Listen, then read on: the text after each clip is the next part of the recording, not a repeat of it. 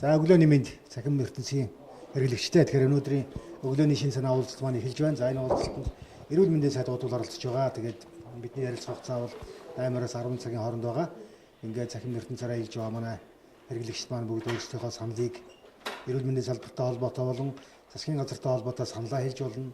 За мөн одоо асуулт асуух юм боломж байна. Ингээд бодвол сайд та цахим ертөнцийн хэрэглэгчтэй мэдээлэл дэвшүүлнэ. За баярлалаа. Сайн байцгаана уу? Захин ертөнцөөр аялагчид болоод өнөөдөр эрүүл мэндийн салбар, ерөн засгийн газрын асуудал ажилтай холбоотой сонирхсон асуулт бас биднэрт хэлж зөвлөгөө, шүүмжлэл, гомдол бүх юмыг хүлээж авахд бэлэн байна. Эрүүл мэндийн сайд ирлээ. Ингээд та бүхэнтэй цаг 40 минутын турш ярилцахтаа таатай байна. Та бүхэний амжилт хүсье. За ингээд одоо түрүүчийн асуултууд ирсэн байгаа. Хараад одоо эхнээс нь дараалал хариулаад явах уу яах вэ та одоо Тэгээ хамгийн түрүүнд оргил аршаа сувлыг хувьчлах талаар танаа ямар байр суурьтай байгаа вэ гэж асуусан асуултанд хариулъя. Тэгэхээр манай яам бол оргил аршаа сувлыг хувьчлах асуудал дээр ямар ч байсан энэ оргил аршаа сувл бол энэ сэргээн засах аршаан сувлийн төв байх ёстой, мэрэгжил арга зүйн төв байх ёстой гэдэг байр суурин дээр байгаа. Тийм учраас төрийн өмчөндөө тэгтээ эрүүл мэндийн яамны оргил аршаа сувл болоод нөхөн сэргээх хэмжлэгээний мэрэгжил арга зүйн төв лавлах төв байх ёстой гэдэг ийм байр суурин дээр байгаа. За хөдөөнөөс аймагт шинжилгээ өгөх чирэгдэлтэй байна гэж байна. Тийм учраас энэ асуудлыг бол манай засгийн газар судлаад эрүүл чирэг Монгол хүн хөтөлбөртөө хөдөөгийн аймагуудыг онцлогооны төвтэй болгоно гэд эхний ээлжинд ерөнхий сайдын шинжилгээний хөтөлбөрөөс 24 тэрбум төгрөг гаргаж 11 аймгийг онцлогооны төвтэй болгож энэ хөдөөнөөс ирж байгаа энэ чирэгдлийг хөдөөнөөс одоо компьютер томографт харуулах гэж ирж байна. Зүрхний бичлэг, тархины бичлэг, чих хамар хоолой бүх онцлогоо хийх гэж ирж байгаа энэ хүмүүсээ хөдөө орон нутагт байлгаж чирэгдлийг бол бид нэр 50-аас 60% бууруулах бүрэн болцоотой гэж үзэж байгаа. Хоёрдугаарт бол энэ зайны онцлогооны аргаар бас хөдөөнөөс ирэх чирэгдлийг бууруулна. Цаашдаа суманд энэ веб суурилсан зайны онцлогоог нэвтрүүлж улсын хэмжээгээр бол өөрийнхөө амьдарч байгаа орон нутгаас нарийн мэрэгжлийн эмчнараас зөвлөгөө авч онцлогоо авах ийм болцоог бүрдүүлэхийн төлөө засгийн газар ажиллаж байгаа. Энэ хөтөлбөр их амжилттай хэрэгжиж байна. Одоогоор 8 аймаг, 2 дүүрэг одоо эрүүл мэндийн харьяа зарим төрөлцсөн байгууллагуудад бүгдэд энэ зайны онцлогооны арга бол нэвтэрсэн байгаа. За яамныхаа өөрсдөөсөө эхлээ шинжлэхтэй ч гэж байна. Тэгэхээр эрүүл мэндийн яам бол 108 хүнтэй эрүүл мэндийн сайдын ажлын алба засгийн газрын эрүүл чирэг Монгол хүн хөтөлбөрийг хэрэгжүүлэхэд одоо тусалж байгаа ийм мэрэгжил арга зүйгээр хангадаг ийм байгууллага байгаа. Тэгэхээр энэ эрүүл мэндийн яамны чадхыг бэхжүүлэх тусгай хөтөлбөр ажлын байранд сургалтууд хийгдэж сая одоо хүмүүсийнхаа үнэлгээг хийгээд ер нь ур чадварыг сайжруулах ийм одоо сургалтыг хийж байна. За эмч нар их туйлдж байна. Эмч нараа анхаарч хийж байна.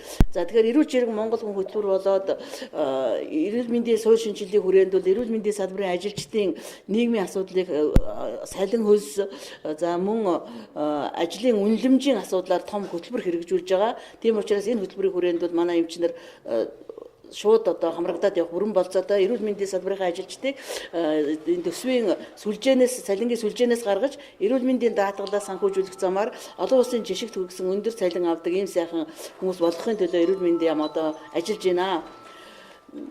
Захин эрүүл мэнд хөтөлбөрийг дэмжиж байна. Гэхдээ ийм чухал зүйлийг яагаад хятадаас авах ёстой гэж за захин эрүүл мэнд хөтөлбөр төслийг бол зөвхөн хятадаас авч байгаа юм биш. Заримдаа компьютер гэх мэтчлэн энэ програм хангамж талаасаа биш. Энэ хатуу компьютер бусад сүлжээний талаас авж байгаа. Бас дэлхийн эрүүл мэндийн байгууллага энэ хөтөлбөрийг дэмжиж байгаа. Засгийн газар ч бас энэ хөтөлбөр тодорхой хөрөнгө суулгасан. Тийм учраас энэ бол ганцхан хятадаас гэж ойлгох боломжгүй.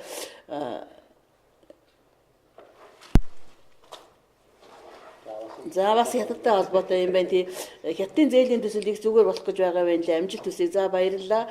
За эмнэлгийн дарга нарын сонгон шалгаруулалт ямар учраас хойшлог вэ? За эмнэлгийн дарга нарын сонгон шалгаруулалтыг бол эрүүл мэндийн төрийн нарийн яамны төрийн нарийн бичгийн дарга бол төр байсан учраас төрийн нарийн бичгийн дарга салбар зөвлөлийн дарга байдаг. Тэгэхээр энэ жинхэлдсэн хойноо энэ төрийн эмнэлгийн дарга нараа сонгон шалгаруулахгүй бол энэ сонгон шалгаруулалт маань хууль бус болох ийм эрсдэл байсан учраас бид нар эрсдлээс сэргийлж жинхнээр нь одоо шалгаруулсан байгаа. За тэгээд энэ жил хэдэн эмнэлэг баригдах вэ? За одоогоор бол эрүүл мэндийн яамн дээр 35 эмнэлгийн барилга он дамжин хэрэгжиж байна. За одоогоор шинээр бол төлөнхийн эмнэлэг, лаборатори, халдвартын лаборатори гэх мэтлэн нэлээд олон эргэж энэ жилдээ бол бид 13 эмнэлгийг барихаар ингээд төлөвлөж байгаа. Сумын эмнэлэг бас энэ дотор орж байгаа. За энэ жил за барьсан зээлийн Солонгосын засгийн газрын за энэ эмчилгээ онцлогооны төв одоо яг хэрэгжих шатндаа явж энэ төслийнх нь баг байгуулагдаад одоо Солонгос руу эмнэлгээ барих компани шалгаруулах шалгуураа явуулсан байж байгаа. Тэгээд зөвшөлдсөний үндсэн дээр бол энэ сонгон шалгаруулалтаа бид нар явуулдаг. Шалгуураа өгсөн. Одоо ингээд сонгон шалгаруулалтаа яваад эмнэлгээ барих ажил бол одоо ингээд эхлэх гэж байна. За шалгаруулт гэсэн хэдэн тэгээд эрүүл мэндийн салбарын гол шинжилгээ. Тий. За тэгэхээр эрүүл мэндийн салбарын одоо бид нар 11 болоод эрүүл мэндийн яамны чиглэлээр авж байгаа бүх гомдол санал ихэнх нь бол харилцаа хандлагатай холбоотой байгаа. Тийм учраас сая бид нар эрүүл мэндийн салбарын шинжил энэ хөтөлбөрийнхөө хүрээнд бол 8 сайхныг бол эрүүл мэндийн салбартаа бий болгох гэж байгаа. За жишээлх юм бол угтах үйлчилгээ, эргэх үйлчилгээ, лавлах үйлчилгээ, зөвлөх үйлчилгээ, эмчлэх, совилох, онцлох тэгээд хөнгөвчлөх үйлчилгээ гэсэн энэ үйлчилгээнд дээр бол эргэлт гаргаж хүмүүсийн одоо сэтгэл санаанд хүрэхгүй байгаа тэр одоо зан үйлийг бол бид нар өөрчлөх замаар эрүүл мэндийн салбарыг бол сэтгэлд нийцсэн үйлчилгээ үзүүлэх ийм сайхан нийгмийн салбар болгоход бол манай яам эрчимтэй ажиллаж байгаа. Энэ талдаар бол эрүүл мэндийн салбарын бүгд нэг ийм одоо ойлголттой болцсон гэж ойлгож байна. За цэргийн госпиталь за цэргийн эмнэлэг бол эртээр байсан Батлан хамгаалахын яамны харьяанд ингэж ирсэн. Энэ Батлан хамгаалахын яамдаа өөрөө цэргийн одоо хилтэстэй ирж исэн. Энэ бол байж бодно. Ер нь бусад орнуудад ч байдаг. За цэргийн эмнэлэг бол нэг талаараа ингэж тусдаа Батлан хамгаалахын яамны харьяанд байснараа мэргэжил арга зүйн хувьд бол бас хоцорсон тал байгаа. За энэ жил бид нар Батэрдэн сайттай Батлан хамгаалах сайттай гэрээ байгуулж цэргийнхаа эмнэлгийг мэргэжил арга зүйн хувьд болоод тоног төхөөрөмж эмчилгээ онцлогооны шинэ технологийн хувьд бол сайжруулах тал дээр эрүүл мэндийн яам хамтарч ажиллана гэдэг гарын үсэг зурцсан учраас мэргэжил арга зүйн хувьд бол одоо сайн болоход бол эрүүл мэндийн яам туслах юм аа. За энэ эмч сувилагч нараа яаж бэлдэх вэ гэж. Тэгэхээр эмч сувилагч нарын бэлдэх асуудал, төгсөлтийн дараах сургалтын асуудал бол эрүүл мэндийн салбарын шинжилгээний суур асуудлын нэг байгаа. Одоогоор бид нар уг нь 5 жил тутам заавал эрүүл мэндийн эмч ажилтнууд бол мэргэжил дээшлүүлсэн байх шаардлагатай байдаг. Тэгэхээр энэ талаар бол бид нар том өөрчлөлт хийх гэж байна. За уламжлалт төгсөлтийн дараах сургалтаас гадна энэ жил шинээр бид нар эрэгтэйчүүдийн эмч, сэтгэл судлаач, агаахын сэтгэл судлаач, за клиникийн фармаколог гэж ярьдаг клиникийн эм зүйч гэх мэтлэн ийм цоошин төрлүүдээр бэлдэх энэ шинжилгээний бодлогын хүрээнд бэлдэх асуудлууд гарч байгаа. Тэрнээс гадна зайны сургалт хийх, багаар нь сургах, ажлын байрандаар сургах, гадаад оронд багаар нь дуршлаг судлуулах гэх мэтлэн олон төрлийн одоо аргуудаар бид нар эрүүл мэндийн салбарынхаа ажилтнуудыг системтэй, маш эрчимтэй бэлдэх шаардлагатай байгаа учраас ийм эрүүл мэндийн ажилтны хөгжлийн хүрээлэнг байгуулах асуудлыг засгийн газарт одоо оруулах гэж байна. Төлөнхийн төвийн асуудал юу болж байна? За энэ төлөнхийн төвийн асуудал бол энэ жил тусгагдсан. Одоо дулааны зөвшөөрөл гэж тэр техникийн нөхцөлд дулааны зөвшөөрлөнд дутсан зураг нь гарцсан. Энэ жил бол одоо ингээд тендерээр шалгаруулад баригдахад бэлэн байгаа. За мэдээллийн технологийн танаас амжилт хүсье. За баярлалаа, амжилт хүсье гэсэн байна. За байшин барилгаас илүү удирдлагын арга барил гэхээр энэ бол маш чухал. Сая бид нар 2 өдөр удирдлага ажилтныхаа зөвлөгөөнийг хийгээд одоо удирдлага ажилтнуудаа ажлын байранд дах удирдлага ажилтны чадвар хөгжүүлэх сургалтыг явуулах гэж байна. Тийм учраас удирдлага ажилтны нөөцийг бэлдэх, байгаа удирдлага ажилтнаа чадваржуулах талаар эрүүл мэндийн яам бол энэ жил бол эргэлт хийж чадна гэж та бүхэнд амлаж байна. Хүний нөөц л гэж байна. За хүний нөөцийн асуудал бол сая хэлсэн бид нар бүхэл бүтэн бие даасан шинжилгээний бодлого хэрэгжүүлж байгаа гэж хэлсэн тийм ээ. За ялангуяа манай эрүүл мэндийн салбарын хувьд бол эрүүл мэндийн ажилчдын эрүүл мэндийн хөтөлбөрийг хэрэгжүүл гэдэг бид нэг ийм одоо чиглэл өгөөд бүх эмнэлгүүд бол эрүүл мэндийн хөтөлбөрөөр хэрэгжүүлж байгаа. Хоёрдугаар ар гэрийнх нь хүмүүс манай эрүүл мэндийн салбарт бол 82% нэмэгтэйчүүд байдаг. Эрүүл мэндийн салбарыг ингэж авч явахад ар гэрээнд санаа зовхгүй ингэж арын дааж явсан одоо хөргдүүдийг эрүүл мэндийн салбартынхаа бүх шинжилгээнд одоо биеийн эрүүл мэндийн анхаар ер нь эрэгтэйчүүдийн наслалт дундаж наслалт муу байна гэдэг асуудлаар манайх томоохон өөрчлөлт хийсэн. Эрэгтэйчүүдийг дэмжих одоо эрүүл мэндийн өдөр гэж 3 сарын 18-ыг хийлээ. Эрэгтэйчүүдийн эрүүл мэндийн хөтөлбөртэй болох гэж байна. Эрэгтэйчүүдийн эмч нарыг бэлдэх гэж байна гэх мэтлэн бид нар одоо их арга хэмжээ авч байна. За бичиг баримт их байгаа. Ингээ захин эрүүл мэндийн хөтөлбөр хэрэгжээ жинхэнэ утгаараа амьдралдаар яг бодтой болгоход энэ бичиг баримтын гол зорилго нь ерөөсөө энэ чирэгдлийг багасгахад яаж байгаамаа чиглэж байгаа гэж ойлгож болно. За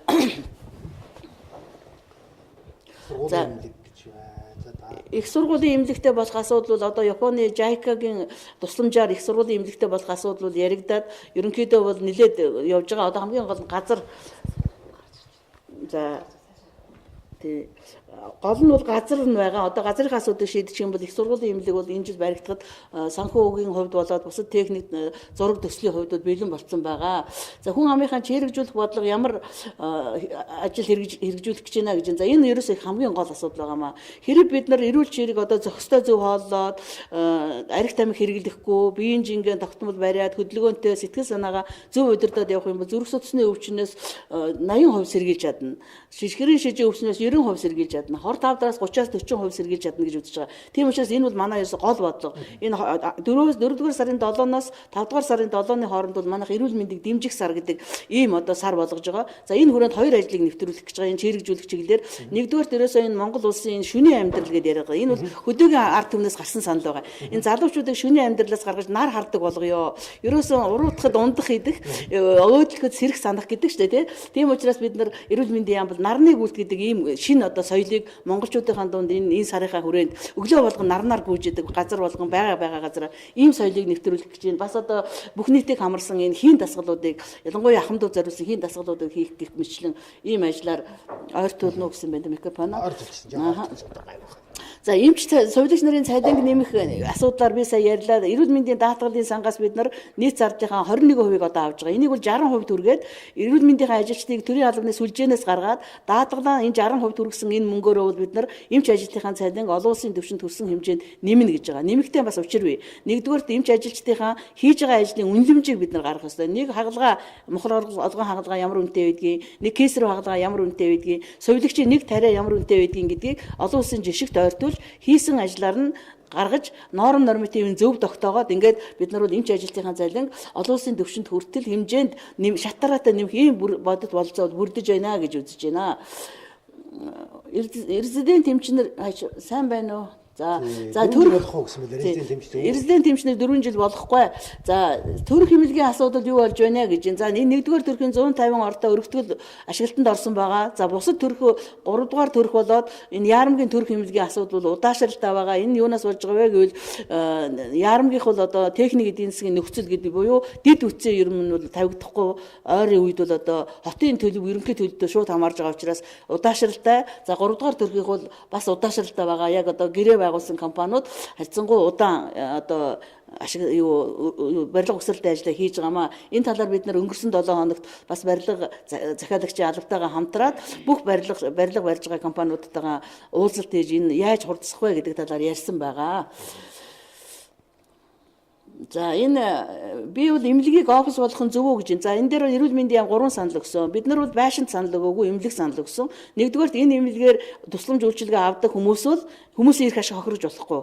Энэ хүмүүс авдаг тусламжаа энэ эмнэлгээс авдаг байх ёстой. Хоёрдугаарт энэ эмнэлгийг одоо энэ байшин барилгын юм уу эмнэлгийг зохион байгуулалтын өөрчлөлт оруулснаар эрүүл мэндийн салбар дээр шинээр ачаалал ирж болохгүй.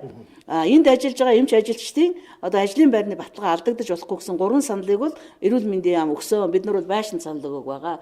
За эмнэлгийн дарга нарыг одоо энэ 4-р сарын 15-наас 20-ны хооронд хугацаанд ерөөсө 21 хоногийн дотор сонгож шалгаруулах ёстой. Энэ хооронд томилноо. За баярлалаа. Шударгасны төлөө амжилт хүсье. За Улаангаахын сургууль байна, чанар нь ямар вэ? За сургууль ерөөсөө эрүүл мэндийн салбарын шинжилгээний бас нэг юу асуудал бол энэ хүний нөөцийн асуудал мэрэгжилтэй болсон хүчнээ бэлдэж байгаа асуудлыг бол хамгийн их одоо доголдолтой байна гэдэг талаар олон улсын байгууллагууд хэлдэг, бид нар ч хэлж байгаа. Тийм учраас эрүүл мэндийн шинжилгээ ухааны их сургууль бусад ангаах ухааны салбарын хүний нөөц бэлддэг сургуулиудтайгаа бид нар томоохон хилцүүлэг хийж энийг нэгдсэн ойлголтод хүржүүл засгийн газарт оруулж энийг шийдэх ёстой. Бидний дараагийн асуудал бол энэ байгаа. Одоо яг тулгамдж байгаа асуудал.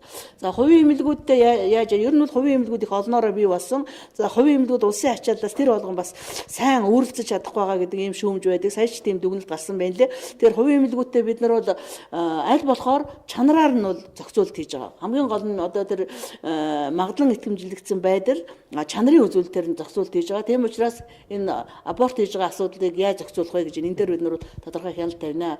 За эрүүл мэндийг дэмжих сангийн хөрөнгийг юунд зарцуулдаг вэ? За эрүүл мэндийн дэмжих сангийн хөрөнгө бол 2% нь архины татвараас, 1% нь тамхиных, 1% нь үлээ архиных чинь архины татвараас нэг 2% нь тамхиных нэг нь эмийн бүртгэлсэн 3 ийм их усүрээс бүрддэг эрүүл мэндийн дэмжих сан. За энд бол хамгийн гол нь арх тамхины хор уршиг тэрнээс болсон өвчин эмгээг бууруулах та тэмцэх сургал сурчилгаа боловсон хүчнээ бэлдэх асуудлууд за эрүүл мэндийн үндэсний хөтөлбөрүүд байгаа. Гэх мэтлэн ийм асуудлууд эрүүл мэндийг дэмжих, эрүүл ажлын байр бий болгох, зохистой хооллолт, эрүүл зан үйлийг төлөвшүүлэх гэх мэт энэ бүх асуудал бол эрүүл мэндийг дэмжих сангийн хөрөнгийг зарцуулдаг.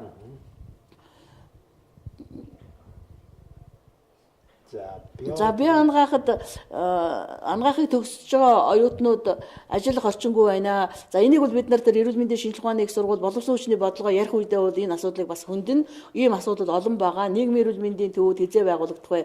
За эрүүл мэндийн тухай хуулиар бол нийгмийн эрүүл мэндийн төвүүдийг байгуулах шийдвэр хуульчилж өгсөн байгаа. Аймаг болгонд нийгмийн эрүүл мэндийн одоо баримтлах, нийгмийн эрүүл мэндийн талаар төрөөс баримтлах бодлогыг хэрэгжүүлэх энэ тулд ийм бүтэц байна гэдэг. Тэгэхээр энэ төвүүдийг зарим аймагуд бариад эхэлсэн байж байгаа. Тэгэхээр энийг бол үе шаттай бүрэн гүнөөснийхөө байдлаас болоод үе шаттайгаар ялангуяа бид нар энэ 14 онд нэлээд хэдийг нэмж барихаар одоо төлөвлөж байна.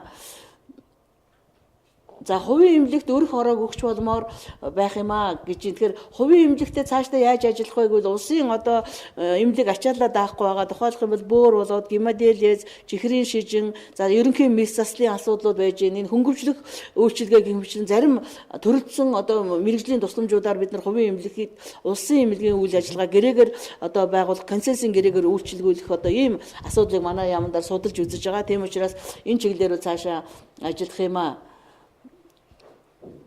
Удаашралтай байна шүү. Төрөх тасаг эмнэлгүүд ачаалттай байна. Тийм. За төрөх тасаг бол 2005 онд манай хүн амын төрөлт бол жилдээ нэг 45 мянган хүн төрж ирсэн. Одоо 80 орчим мянган хүн төрөд байгаа. Тийм. Тэрнээс хойш нөгөө төрөх нь нэмэгдээгүй, эмчнэр нь нэмэгдээгүй. Үнэхээр удаашралтай байгаа. Энэ бол нөгөө их олон газараас шалтгаалдаг юм байна. Ингээ гэрээ байгуулад ялангуяа манай энэ барилга угсралтай ажил, хөрөнгө оруулалтын ажил их төвөгтэй байгаа.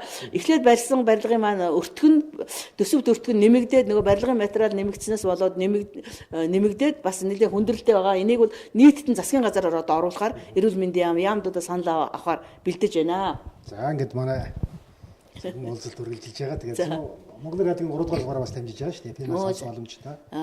Тэгээд зарим асуудлууд жоохон давхардсан байна. Тэгээд сая та зөвлөгөөний талаар сурлаа шүү дээ. Зөвлөгөөнийхөө тухайд тодорхойлохгүй яг хичнээн хүн оролцсон юу юм? За тэгэхээр сая эрүүл мэндийн удирдах ажилтны зөвлөгөө боллоо. За бид нар энэ зөвлөгөө нь бол эрүүл мэндийн хариуцлага хяналтыг сайжруулах жил болгож бид нар зарлж байгаа. За энэ зөвлөгөөнд бол эрүүл мэндийн газрын дарга нар, нэгдсэн эмнэлгийн дарга нар, бүсийн онцлогын эмчилгээний дарга нар, за манай харьяа байгууллага эмнэлгийн дарга нар, манай эрүүл мэндийн яамд ерөнхий мэрэгчлэтнүүд 48 ерөнхий мэрэгчлэлтэн байгаа. Салбараар мэрэгжил болгоноор гэх мэтлэн тэгээд манайтай хамтарч ажилладаг олон улсын байгууллагад оролцсон ийм 3 өдрийн зөвлөгөөн боллоо. Энэ зөвлөгөөнөөр эрүүл чирэг Монгол хүн хөтөлбөрийн хэрэгжилтийг эрчимжүүлэх, эрүүл мэндийн салбарын суур шинжилгээг сайжруулах чиглэлээр суур шинжилгээний бодлогыг одоо хэрэгжүүлэх чиглэлээр ийм зөвлөгөөн болсон. Энэ өдөр маш олон одоо 10 гаруй 20 гаруй шинжилгээний бодлогуудыг хэлэлцэж удирдах ажилтнуудаас зөвлөгөө авсан байгаа. Одоо бид нар ингээд засгийн газар руу бол нийт саналуудаа нэгтгээд засгийн газартаа шийдвэр гаргах ёстой одоо шийдвэрлэх ёстой шийдлүүдийг бол гаргуулахаар ингээд дараагийн одоо мөрөөр нь ажиллаж байна. Бодлого бол зэгцрээд гарчлаа тий. За манай олон эмнэлэг дамжаад Тэгэхээр эрүүл мэндийн салбарын нэг шинжилэл бол энэ манай өнөөдрийн эрүүл мэндийн тогтолцоонд байгаа энэ хүлээгдэл, чирэгдэл, ачаалал, тэгээ гомдол, санал энийг бууруулах чиглэсэн байгаа юм л да. Тэгээ энэс болоод бид нар эмнэлгийнхаа хүлээгдлийг бүртгэдэг, мэдээлдэг, удирддаг болсон. Бас чирэгдлийг бууруулахын тулд эмнэлэг болгонд яаралтай тусламжийн дасагтай болсон. Эмнэлэгт очиод өөрөө хэрвээ тэнд хэвтэх шаардлагагүй тэдний эмнэлгийн асуудал биш байвал дараагийн эмнэлэг шилжилтэнд бол эмнэлгийн тусламж үзүүлж чирэгдүүлэх байх. Энэ аргыг бол бид нар бий болгочод байгаа. Тийм учраас бас их чухал байна. Нөгөө гадаад явсан чинь арга аваад эмч нэг л бол аргасан. Асар сувлэгч маш мундаг үйлчсэн. Сувлэгчээ хөгжүүлээ гэсэн тийм. Тий. Тэгэхээр ерөөсөө манай бас нэг доголдлын нэг нь үнэ сувлахуугаа жаахан муу хөгжүүлээд сувлэгч нараа нөгөө эмчийн туслах шиг тариа хийдэг одоо эм өгдөг хүн болгосон гэж их олон жил ярьж байгаа. Тийм учраас сувлахын тусламж үйлчилгээ ялангуяа эмч сувлэгчийн харьцаа байгаа. Тийм учраас сувлахын тэр хүнийг сувилдаг, асардаг тэр үйлчилгээгээ илүү одоо бид нар соёлын үйлчилгээгээд ярьлаа шүү дээ тийм ээ. Тэрэндээ бол эргэлт гарах шаардлагатай гэдэгтээ санал нэг байгаа. Энэ бол манай эрүүл мэндийн салбарын нөгөө хөгжил, соёл дүр төрхийг өөрчлөх, үйлчилгээний соёлыг дэвшлүүлэх тэр бодлогын хүрээнд бол шинэ бодлого хэрэгжиж байгаа тийм. Нийгмийн ажилтны анги төгссөн тэгээд ажлын байрны тодорхойлолт гараагүй гэж хэлж байгаа юм тийм үү? Эрүүл мэндийн шинжлэх ухааны их сургууль нийгмийн ажилтны анги төгсөн нийгмийн эрүүл мэндийн мэрэгжилтэл гэж би ойлгож байна. Нийгмийн ажилтан гэдэг нь багшийн их сургуулиар төгсөгдөг, их сургуулиар төгсөгдөг тийм ангиуд байгаа. За нийгмийн ажилтан бол ихэвчлэн нөгөө хорооны нийгмийн ажилтан ч юм уу тэгж ажилдаг. А нийгмийн эрүүл мэндийн ажилтан гэвэл өрхийн эмнэлэг дээр ажилдаг. Бид нар өрхийн эмнэлгийнхаа шинжилгээг одоо шинжилгээ эсрэгтэй гаргаж байгаа. Энэ хүрээнд шинжилгийнхаа бодлогоор бүх ажлын байр бүх юм шинжилж хийж байгаа. Тийм учраас нийгмийн эрүүл мэндийн ажилтны хийх ажил бол тов тодорхой болно. Ялангуяа нийгмийн эрүүл мэндийн төвөдтэй болоод ирэхээр энэ нийгмийн эрүүл мэндийн ажилтны эрэлт хэрэгцээ бол эрэлт илүү их шинэ хандлага шинэ хандлага. Яагаад гэвэл ерөөсөө нийгмийн эрүүл мэндэд өнөөдөр бид нар нийт эрүүл мэндийн зардал 16% бусдын дандаа эмчлэх тэр өндөр өртөгтэй газар руугаа бид нар чиглүүлж байгаа байхгүй. Тэгэхээр нийгмийн эрүүл мэндэд аль зэрэг хөрөнгө оруулалт оруулна. Төдий ч нэ эмнэлэгт очих тэр юу нь зардал бол багасдаг. Хүмүүс ч өвдөх нь багасдаг. Тийм учраас энэ бол бид нар эргэлт хийх юм байнамаа.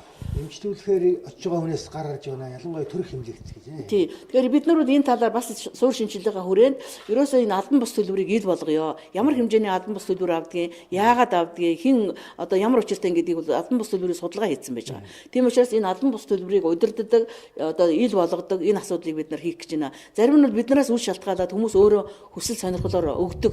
Энийг бол би амьдрал дараа ч харсан. Миний дүү одоо 3 дугаар эмнэлэгт хагалгаа хийлгээд би өгнө гэдэг. Үгүй наа чи даатгалаас чинь болсон чи яах юм гэсэн. Гүү би танаар заалахгүй өгнө гэд. Бас хүмүүс тэгдэг юм байлээ. Тэгээ тийм учраас энийг бол ил тод болгоод зөв удирдах хэрэгтэй. Зөв удирдах хэн өгж байгаа доо чи эмнэлэгдээч тийм ээ энэ эргээд тэр хүнд нь өнийх нь үйлчилгээ сайжирдаг ч юм уу энэ чиглэлээр бид нар бол бодлого боловсруулж албан бус төлбөрийг зөв удирдана гэж байгаа. Яг бүрэн хасаж бол чадахгүй юм шиг байгаа. Ямар ч байсан бууруулна одоогийн төлбөрт үйлчилгээг бол эрс бууруулна бид нар. Яагаад гэвэл даатгалын сангаас авах нөгөө 60% гэдэг шүү дээ тийм ээ. Эрүүл мэндийн даатгалд авах 60%-аас бид нар одоо хүмүүсээр эмнэлэг твэгтээ юм олуулдаг байдлыг бүрэн зогсоох ийм асуудал руу орох гэж байгаа. За шууд резидент хийлгэж болдгоо мó гэж. За одоогийн байгаа мөрдөж байгаа дүрм журмаар бол энэ дадлагжуулагч эмч нэг 2 жил сум буюу өрхийн эмнэлэгт анхан шатны тусламжийн үзүүлж байгаа эмнэлэгт ажиллаад дараа нь нарийн мэрэгжлийн тусламжийн мэрэгжил эзэмших сургалтандаа сурдаг. Одоогийн мөрдөж байгаа тогтолцоо бол ийм байгаамаа. За өрхийн эмнэлэгт маш хэцүү байна. Нэг өрөөнд 2 эмч тий, за өрхийн эмнэлгийн шинжилгээний хүрээнд бид нар Азийн хөгжлийн банкны шугамар өрхийн эмнэлгийн стандарт жишг 2 эмнэлгийг гаргах гэж байна. Энэ бол хэдэн өрөөтэй байхын, хэдэн хүн ажиллахын, ямар үйлчилгээ үзүүлэхин, ямар барилгатай байхын гэдэг энэний дагуу бүх эмнэлгэн бол бид нар үе шаттайгаар жишг яг ажиллаж болохоор, хүн үзүүлж болохоор ийм орчинтой эмнэлгийг бол байгуулах гэж байна. За сургууль эмнэлэг хоёр үнэхээр уялдахгүй байгаа нь бол энэ төгсөж гарч байгаа мэрэгжилтний чанарт бол шууд нөлөөлж байгаа. Ерөөсөө танхимын сургалт хийгээд ямар ч дадлага хийхгүйгээр эмч болж гарч байгаа нь бол үнэхээр энэ эмчнэрийн төгсөж гарч байгаа эмчнэрийн чанарт нөлөөлж байгаа. За бидний үед бол ерөөсөө эмнэлэг дээр л байдаг байлаа. Жижүүр хийдэг, тариа хийдэг, хүн үздэг, 3 дугаар курсээс эхлээд дадлага хийгээд явчихдаг байсан. Тэр тогтолцоо ерөөсөө ингээд шилжилтийн үед бол нөгөө янз янзын амбицаас болоод би тухайн үед бол 92 он тийм ээ. 92 онд ихний засгийн төвийн клиникийн захирал байлаа. Тэр үед л эрдэм шинжилгээ сургалт практик нэгтгэх гэж ярьдаг байсан. Өнөөдөр 2013 онд ирэхэд яг хэвээр 20 жилийн дараа яг хэвээр. Тэгэхээр энэ бол тодорхой тийм хүмүүсийн амбиц байдаг. Ер нь энэ бол нэг дор байх ёстой. Нэг тэгжээж бид нар сайн мэрэгжилтээ онлоо үзээд дадлага хийгээд ингэж явах ёстой гэдэг. Хизээ тийм болох юм. Ер нь тэгээд энэ бол улс төрийн хүсэл зориг шаардлагатай. Би энэ засгийн газрын үед магадгүй гэж гордоод байгаа шүү дээ. Тэгээ асуудлаа тавиад эхлээд энэ ярилцсан юмнуудаа сайн ярилцаж асуудлаа зөв тавихад энэ засгийн газрын үед энэ шийдэгдээгүй энэ асуудлыг бараг шийдэгдчих болов гэсэн би найдаж байна. Ингэ тэгэх юм бол эргэлт бүр 100% 180 градусын эргэлт гарна. Онолтой дадлагтай үнэхээр сайн юмч бэлдэгдэнэ гэж. Оншилж чадаад байх шиг байна. Маш үнэтэй онцлоод эмчилж чадахгүй байна, хизээж чаддаг болохоо. За энэ онцлогоо эмчилгээний хувьд бид нар Монгол хүн эх орондоо чанартай онцлогоо авах боломжийг бүрдүүлнэ гэдэг эрүүл ширэг Монгол хүний маань нэг хөтөлбөрийн нэг зорилго нь байгаа. За энэ хүрээнд бид нар онцлогооны том төвтэй болох гэж сая хэлсэн Солонгосын хөрөнгө оруулалтаар онцлогооны төв. За энэ онцлогооныхаа стандартад эрс шинжилт хийх хэрэгтэй. Одоо бид нар мэрэгжлийн зөвлөлөөрөө мэрэгжлийн салбар зөвлөлүүд байгаа. Тэрүүгээр манай Монгол улс хаана явна вэ гэдэг одоо замаа гаргаад бусад улсууд хаана очсон байна вэ? Хэдэн онд энэ дэлхийн жишгт бид нар хүрэх юм бэ гэдгийг нь замын зураглаа гаргах гэж байна. Тийм учраас энэ онцлогооны энэ чадварыг бол бид нар бэхжүүлэх энэ арга замаа өөрснөө хаана яваагаас эхэлнэ. Одоо бусад улсууд лазерын мис засал тийм ээ хизээ бид нар хийж чаддаг болох юм бэ? Жишээлх юм бол энийг одоо салбар зөвлөл болгоноор нь бид нар хилэлцүүлж ер нь мэрэгжлийн энэ салбар зөвлөлүүдэд их эрхийг өгье гэж байгаа. Би даасан байдлыг хангая. Тэднийг шийдвэр гаргах одоо энэ ажиллагаанд оруулъя. Бодлого боловсруулалтад оруулъя гэдэг энэ бодлогыг бид нар баримталж байгаамаа. За анхан шатны үйлчилгээ үзүүлдэг өрхийн эмнэлгийн тогтолцоог сайжруулах иргэдэд хүрч үйлчилдэг. За өрхийн эмнэлгийн өрхийн эрүүл мэндийн төв үйлчилгээний шинжилгээний бүр тодорхой том бодлого гаргаж байгаа бид нар. За энэ дээр бол жишээлх юм бол нэг иргэнд оногддог нэг иргэнээс санхүүжүүлж байгаа шүү дээ тийм ээ. Анхан шатны тусламжийг онож байгаа тэр зардлыг бол нэмнэ гэж байгаа. За тэгээд анхан шатны тусламжинд бүх нийтийг хамруулах зорилт тавьж байгаа. За нөгөө талаар даатгалаас санхүүжүүлдэг өрхийн одоо гэрийн эмчилгээ юм уу өдрийн эмчилгээ даатгалаас санхүүжүүлдэг ийм журамд шилжээ гэж байгаа. За өрхийнхөө эмч зөвлөгч нарыг бүх нийтийг хамарсан сургалтанд хамруулъя. Одоогоор нэг 10-аас 20% нь өрхийн эмнэлгийн ангаах банаар мэрэгдсэн байгаа. Доктор сууршил муутай байгаа. 2000 онд одоо байгуулагдсан үеэсээ бас яг угралтын байдал орцсон байгаа учраас энийг бол засахад манайх энэ эсрэгтэйг бол чиглэгдэнэ гэж үзэж болно. За энэ эмчилгээ байхгүй гэдэг дээр маш чухал асуудал энэ. Тэг ингээд ийм бичээд ийм нь байдаг өөрөө хоол гэдэг. За энэ бол юутай холбоотой гэвэл өнөөдрийн эрүүл мэндийн эмчилгээ онцлогооны стандарт дотор бид нар энэ хамгийн хямдхан үнэтэй чанар муутай эмүүд нь зөнхлөд байгаа. Тийм учраас нөгөө тэр чанар муутай хямдхан эмээр эмчилгээр эрүүл мэндэд нь ямар ч нөлөө ордоггүй өчнөө эмчилж чаддаггүй. Эмчнэр нөгөө хүнээ эмчилгэхийн тулд сайн эми олоод ир гэж хэлдэг. Тэгэхээр одоо эрүүл мэндийн даатгалын энэ шинжилгээний хүрээндээ бид нар энэ одоо хүнээ хүмүүсээр олуулаад байгаа эмээ эмчилгээнийхээ стандартад оруулъя гэж байгаа. Тэгээд даатгалаасаа энэ хүмүүсээр олуулдаг мөнгөө юу имээ даатгалаасаа санхүүжүүлж тэгээд энэ хүмүүсийн нуруунд дээрээс энэ санхүүгийн ачаадад энэ төлбөрийнх нь энэ дарамтыг одоо салгаж авъя гэсэн ийм бодлогыг бол эрүүл мэндийн яам баримталж байгаа. За энэ статистикийн тогтолцоо хэр зэрэг байдаг вэ гэж байна. За статистик мэдээлэл бол би сайн гэж хэлнэ. Бусад одоо бүсийн эрүүл мэндийн дэлхийн эрүүл мэндийн байгууллагын бүсээс ирсэн зөвлөгөөд бол хэрэгдэг. Манай бүс дотор бол хамгийн сайн статистик мэдээлэлтэй газар бол Монгол улс. Энэ бол дэд үтс нь маш сайн хөгжсөн мэдээлэл сайтай. Гэхдээ сайжруулах олон асуудлууд байгаа. Энэ дээр бол эрүүл мэндийн яам бас ажиллаж байгаа. За улсын гэх эмнэлгүүдэд энэ компьютерний томограф тэгэл MRI байхгүй байна гэж. Одоогоор Монгол улсад 3 MRI байгаа. Бас хэд хэдэн компьютерний томограф байна. За бид нар цаашдаа энэ 10 аймаг гэхэд одоо 5-д нь байна уу компьютерний томограф өгж байгаа. Үе шатаагаар ингээд энэ одоо нэгдсэн бодлого гаргаж байна бас.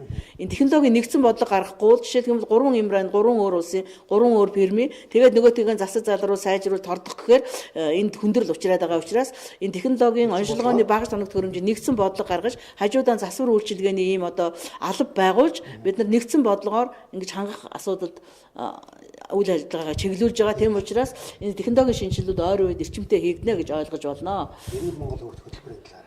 За эрүүл Монгол хүүхэд гэдэг хөтөлбөр бол өмнөх засгийн газар хэрэгжүүлсэн. За энэ хөтөлбөр хэрэгжүүлээд тодорхой хэмжээний үлдэгдэл байгаа нэг санхүүжүүлэх, эрүүлжүүлэх, эмчлэх ажилд нь зарцуулсан үлдэгдэл. За энэ асуудаар бид нар нийгмийн даатгалын ерөнхий үндэсний зөвлөлд бол хандаж санхүүжүүлэхийг хүсэлт гаргасан байгаа. За энэ асуудал дээр аудитын шалгалт хийж байгаа юм байна лээ. Тэрний дараа бол тодорхой хариуг тэр зөвлөлөөс өгөх байхаа гэж найдаж байна. Эрүүл мэндийн ажилчдын нэр хүнд бол нэг одоо өхрийн өвөр дийлсвэл 1000 өхрийн өвөр дийлснэ гэдэг. Жишээлх юм бол нэг хүүхэд төлөгдөд ерөөсө бүх одоо энэ манай 41 мянган эрүүл мэндийн ажилчид төлөгдсөн юм шиг бүгдийн тэгж яадаг. Тэгэхээр энэ асуудлыг бид нар бол одоо эмнэлгийн алдаа доголдлын шуурхай зөвлөгөөний 7 хоног болгон яамдаар хийдэг болж байгаа. Аль эмнэлэгт ямар гомдол гарсан байна, хаана чирэгдэл гарсан байна, хаана одоо алдаа гарсан байна. Энэ алдаагаа бүртгэдэг, мэдээлдэг, өршлөн сэргийлдэг, бууруулдаг ийм одоо соёлыг эрүүл мэндийн салбар нэвтрүүлнэ. Бас эрүүл мэндийн байгууллага болгон ийм шуурхай зөвлөгөөний хийн. Эрүүл мэндийн ажилчдын бид нар бол жилдээ бол нэг 17 сая хүнийг амбулаторийн үзлэг, урьдчилан сэргийлэх үзлэгээр үзээд эрүүл мэндийн ажилтнууд маань эмчнэр маань за 17 сая хүнийг амбулаторийн үзлэг болоод урьдчилан сэргийлэх үзлэгээр үзэж байгаа. Жилдээ Монгол жоо 3 сая давтаж үзэж байгаа, давтаж үзээд, давтаж ингэж үздэг байгаа, давтан үзүүл. Нэг хүн жилдээ бол 3.5-аас 4.5 үзүүлж байгаа. За тэгээд энийг ингээд хуваагаад үзгээр тийм ээ. За тэгээд жилдээ нэг 700 мянга орчим хүнийг эмнэлэгт хэвтэж эмчилүүлж байгаа. Тэгэхээр тэр дотроос одоо 1-2 тохиолдол гарахад ингээд бүгдийг нь харлуулж ингэж ойлгож болохгүй. Тийм учраас бид нар хичнээн сайхан тэр одоо хүний амийг аварж байгаа манай нэг дутагдал байгаа. Манай эмчнэр хичнээн хүнийг аварсан ч гэсэн тэрийг би юм сайхан ажил хийжлээ гэдэг үү тэрэндээ дасцсан. Ерөөсөө би ингээд би хүнийг аварж явах хэрэгтэй гэдэг. Тэрийн нөгөө алдаршууж хүнд мэдүүлж энэ талд нь хоцорсон дандаа хар муу талыг яриа тэрэнд хэвлэл мэдээллийн янз бүрийн улс төрийн зорилгоор тэрийг ашиглаж сенсац одоо нийгэмд муу мэдээ тараадаг тийм учраас энэ асуудлыг бол бид нар өөр бодлогоор энэ эрүүл мэндийн салбарын бодит үнэн одоо тэр ажил үйлсийн бодитоор нь одоо хүргэдэг энэ одоо тогтолцоог бий болгоно. Уучлаарай биний тодруулж байгаа та сая хэллээ шүү дээ 17 сая хүнд одоо эмчилгээ үйлчлэгээ үзүүлдэг гэж энэ дэлхийн дундчаас хэр зэрэг өндөр тоо вэ? Эсвэл дэлхийн дундч явцаа бол. За ер нь ойролцоо. Гэхдээ манайх бол ер нь эмнэлэгт шүтэмтгий ард түмний тоонд орж байгаа. Ерөөсөө эмнэлэгт хэвтэхгүйгээр эмчлэх тэр боломжтой өвчнийг хамгийн түрүүнд хэвтэхтэй бүр заавал 1-р эмнэлэгт хэвтэн 2-р эмнэлэгт хэвтэн 3-р эмнэлэгт хэвтэн гэдэг тариа заавал хийлгэнэ гэдэг. Тариа хийхгүй бол эмчилгээ хийсэнгүү гэдэг. Одоо энэ бол одоо бас бидний үеийн эмчнэрийн алдаа байгаамаа. Ингээд эмэнд шүтсэн, эмнэлэгт шүтсэн ийм одоо соёлд ард түмнээ сургасан нь бол бидний алдаа. За бидний Европын обсерватор гэдэг том судалгааны байгууллага хуучин социалист орнуудад одоо энэ эмнэлэгт хэвтэж байгаа хүмүүсийн 40-50% нь бол шаардлагагүй байдаг гэж үзэж байгаа. Тийм учраас бид нар ерөөсөө өрхийн эмнэлэгт очихын оронд шууд 3-р эмнэлэг рүү явчих тийм үү тийм ийм соёлыг бий болгочод байгаамаа. За ийм хангамжийн асуудал бол үнэхээр чухал асуудал. Ийм хүнсний аюулгүй байдлыг хангана гэд тэр асуудлыг манай эрүүл жирэг Монгол хүн хөтөлбөрийн 3-р зорилт бол энэ байж байгаа. Энэ одоо Монгол улсад бол жилдээ бол 160 тэрбум орчим төгрөгийн эмийн зах зээлийн багтаамж бол ийм байгаа. Энийг бол 80 гаруй тэрбум төгрөгийн бол бид нар эмнэлэгт хэрэгэлдэг. А бусдыг нь бол энэ аптекуудаар гадуур хэрэгжилж байгаа. Тэгэхээр зэрэг энэний чанар аюулгүй байдлын асуудал туйлын чухал болчиход байгаа.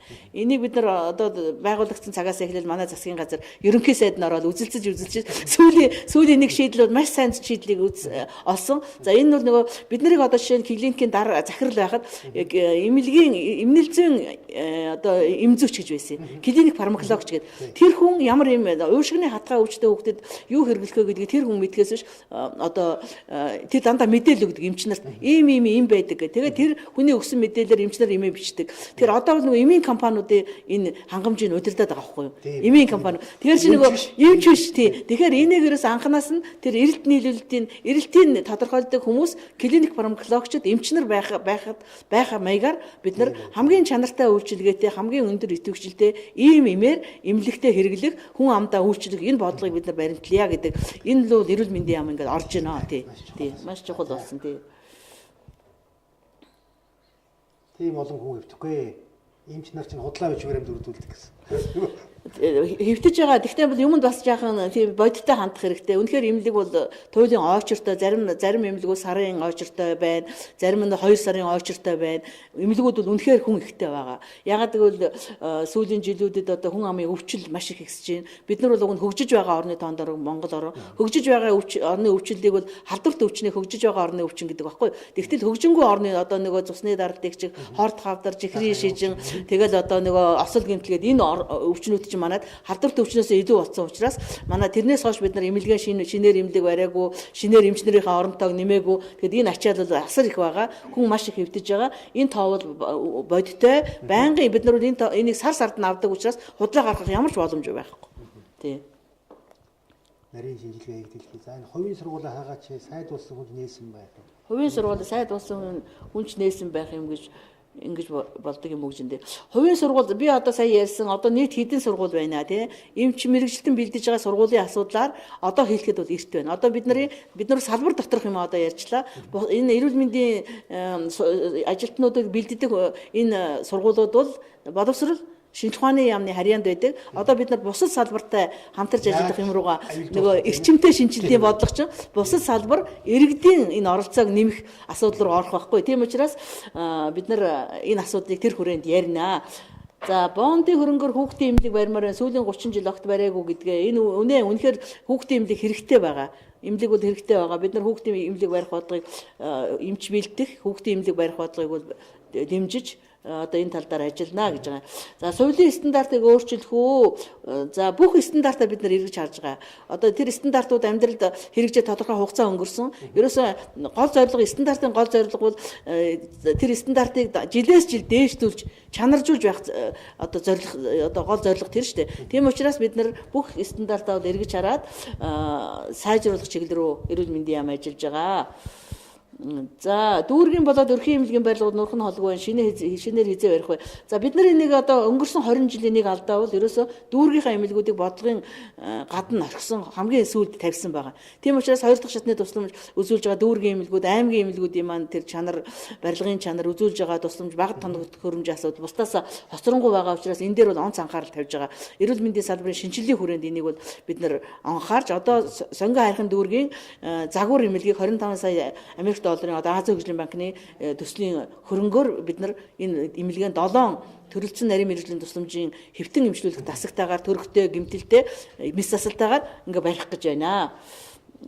За олон нийтийг ойр байж хийж байгаа ажлуудад тогтмол танилцуулж байвал зүгээр байна. Энэ бол яг үнэхээр ажил хийгээд байдаг гол шүүмжлэл энэ ажил хийгээд байгаа мөртөө хүмүүс ерөөс юу хийгээд байгааг нь мэддэг. Гол шүүмжлэл энэ дээр байгаа. Тийм учраас би бол маш сайн хүлээж авч जैन цаашдаа хийж байгаа ажлаа олон нийтэд танилцуулах талаар манай яам бол тодорхой одоо эргэлт хийхгүй бол хичнээн ерөөс ажил хийгээд байгаа мөртөө хүн ойлгодгүй тэр дэмжлэг авахгүй болохгүй тий. Тэрэн дээр бол за дүүргийн эрүүл мэндийн дарганаараа хязгаар шинжилэх вэ гэж. За одоогоор бол эрүүл мэндийн яам босоо тогтолцоотой биш байгаа. Эрүүл мэндийн сайд бол аймаг нийслэлийн засаг даргатай тодорхой одоо төрийн үйлчилгээг шууд орон нутгад нь хэрэгжүүлэх үр дүнгийн гэрээ хийгээд эрхээ шилжүүлчихдэг. Тийм учраас аймаг нийслэлийн даргыг бол одоо нийслэлийн засаг дарга томилно шүү дээ тийм ээ. Тийм учраас энэ асуудлыг бол нийслэлийн засаг дарга мэднэ. За хөдөө орон нутагт нэг шинжилгээ гарах гэж 10 хоног болж ийм зүйл байж болохгүй.